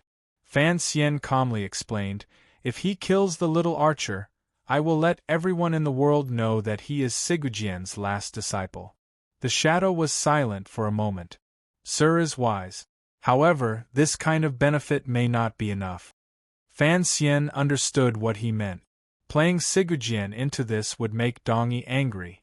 Although Fan Xian and the entire Qin court were used to putting the blame on Sigujian, that idiot, now that Sigujian had given a sliver of his sincerity to Fan Xian, it would be a pity if this sliver of sincerity was used to tear apart the relationship between Xinyang and Dongyi. He glanced at the shadow and faintly said, I'll listen to you on the matters of Dongyi. You're more familiar with them than me. Yes, sir, the shadow slowly said.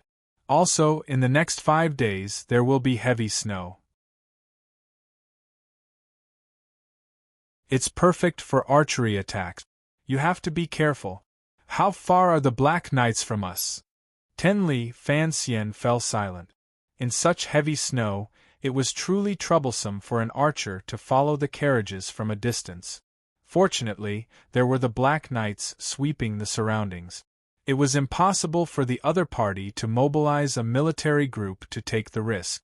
If they wanted to mobilize an army to kill Fan Xian, they would have to kill all of the targets and not leave a trace of evidence to the palace.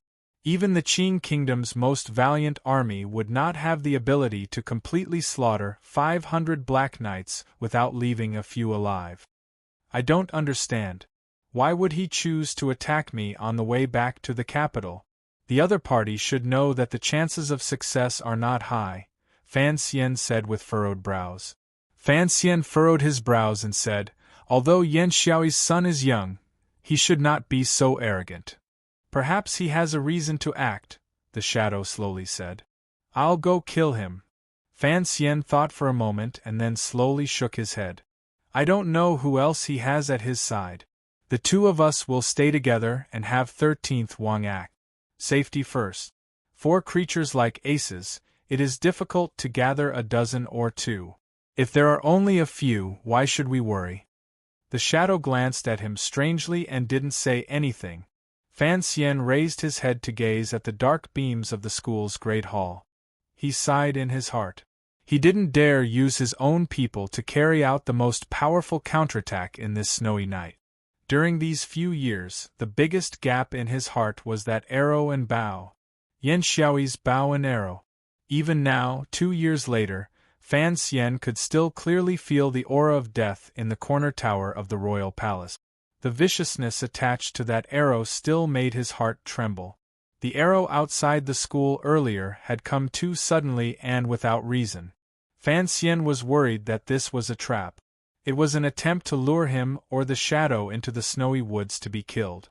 Yan Xiaoyi had also received an imperial edict to return to the capital this year.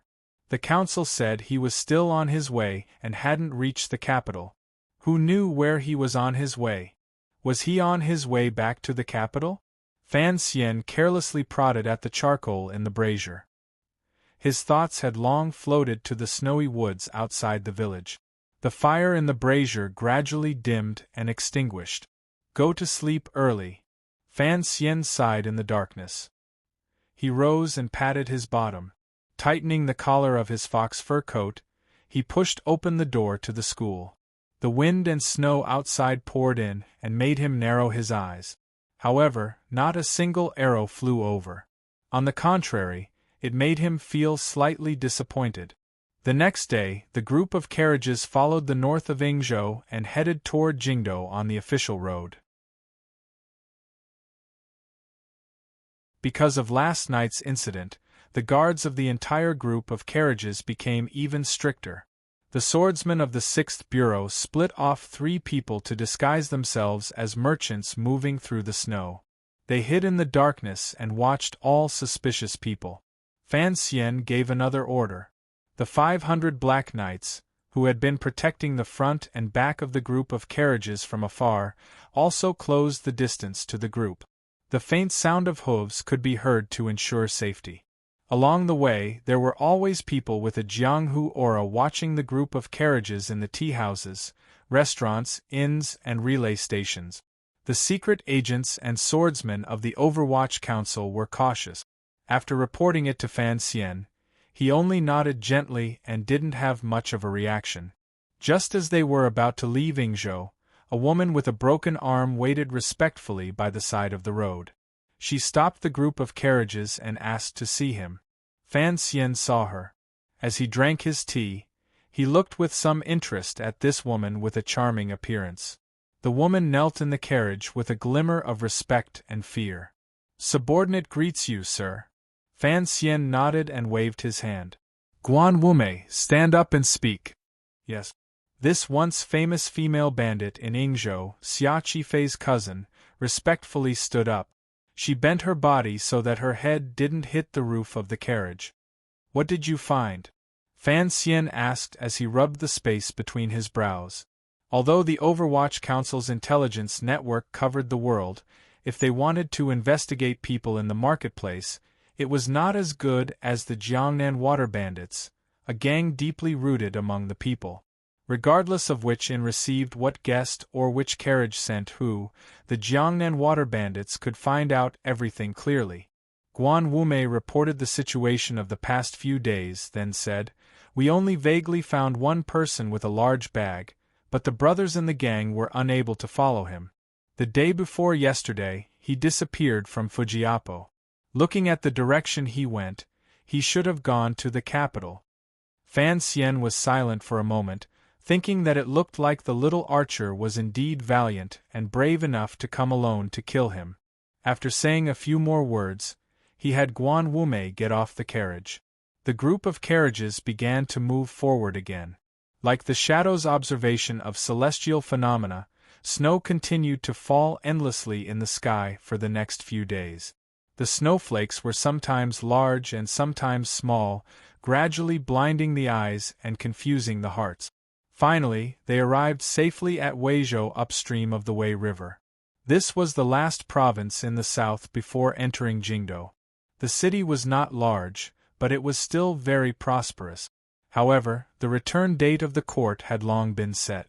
Fan Xian's silver chest was still on the Wei River. Under the protection of the Shazhou Navy, he slowly headed toward Jingdou, but he could not delay any longer. Thus, the next day, he left Weizhou. However, he had already revealed his identity. At the same time, he had moved 100 provincial soldiers toward Weizhou. The Weizhou side was afraid that something would happen to this important figure, so they agreed to all his requests. The large group traveled north for a day, exiting the borders of Weizhou and entering Jingdou. Fan Xian stood on the carriage and turned his head to look back. He saw Jinggu, wearing a silver mask, watching him from the low hill behind him. He nodded his head. Jinggu mounted his horse and clenched his right fist. The 500 Black Knights were like a sharp black knife slicing through the silence of the hill. Passing through the hills, they prepared to return to the Black Knight camp 40 li away. This was a strict rule of the Qin court. The Black Knights were the invincible personal army that the Emperor had personally given to Chen Pingping. In order to ensure the Overwatch Council's transcendent position and balance, the Black Knights were strictly forbidden from entering Jingdou. If they took a step in, they would be killed without mercy. This was the iron rule of the Black Knights. Fan Xian often thought that he could understand from this iron rule. Although his old emperor was confident to the point of narcissism and could even treat a rebellion as a joke, he probably also understood in the depths of his heart that if the nobility of Qin Kingdom rebelled, the cripple would be the most terrifying. Although the emperor would not believe that the cripple would rebel, as an emperor, he had to be on guard. Entering Jingdo, the roads gradually widened. There were fewer mountains and forests and more people. The wind and snow gradually subsided, and the accumulated snow gradually melted. The wet mud wrapped around the hooves of the horses, making it difficult for the entire group of carriages to move forward. However, the hearts of the people of the Overwatch Council had already relaxed. Around Jingdo, no one dared to carry out an assassination in broad daylight. Although Fan Xian was a careful and cautious person, he was not an exception. Ever since the founding of Qin Kingdom, even if ambitious people occasionally appeared in the military, no one dared to make trouble near Jingdo. A small mountain valley appeared in front of him. The white snow pressed down on the precious evergreen forest, making the tree branches creak and turn into dragons of ice. Fan Xian lifted the heavy curtain and looked at the mountain valley. He found that there were no rocks on the mountain. In the distance, he could faintly see the massive city walls of Jingdo. It was like a giant beast that made one feel suffocated. Fan Xian let go of a smile. Jingdo, he had finally returned. The little archer's unreasonable arrow had made him nervous for so many days. It looked like he needed to strengthen his cultivation of the heart. Suddenly, his earlobe trembled. He heard the sound of a sharp blade stabbing into flesh in the forest in front of him. It was the sound of the shadow acting. Then, he heard the sound of a crossbow moving. Fan Xian let out a sharp whistle and stretched out his hand to grab the driver in front of him. All of the carriages in the group of carriages came to a sudden stop with this sharp whistle. From the top of the short mountain, a giant crossbow bolt broke through the air. Carrying with it the sound of wind and thunder, it shot toward the carriage Fan Xian was in. The driver in front of the carriage gave a wild cry and broke free of Fan Xian's hand, blocking in front of Fan Xian. Although Fan Xian's reaction was fast, the crossbow bolt, about the length of a man's arm, still pierced viciously into the driver's abdomen. Blood and internal organs sprayed out, painting the walls of the carriage. The crossbow bolt broke through the body and nailed the driver's body to Fan Xian's side. Fan Xian's expression was dark. He slapped the wall. With a crack, a wooden board quickly fell from behind the curtain of the carriage, sealing the entire carriage. Immediately after, he heard the terrifying and suffocating sound of crossbow bolts ring out in the mountain valley. If you want to know what happened next, please log on to www.cmfu.com. There are more chapters. Support the author. Support original reading. You're tuning in to the Phoenix Knights YouTube channel. Don't forget to subscribe and join us on this journey to catch the most captivating stories.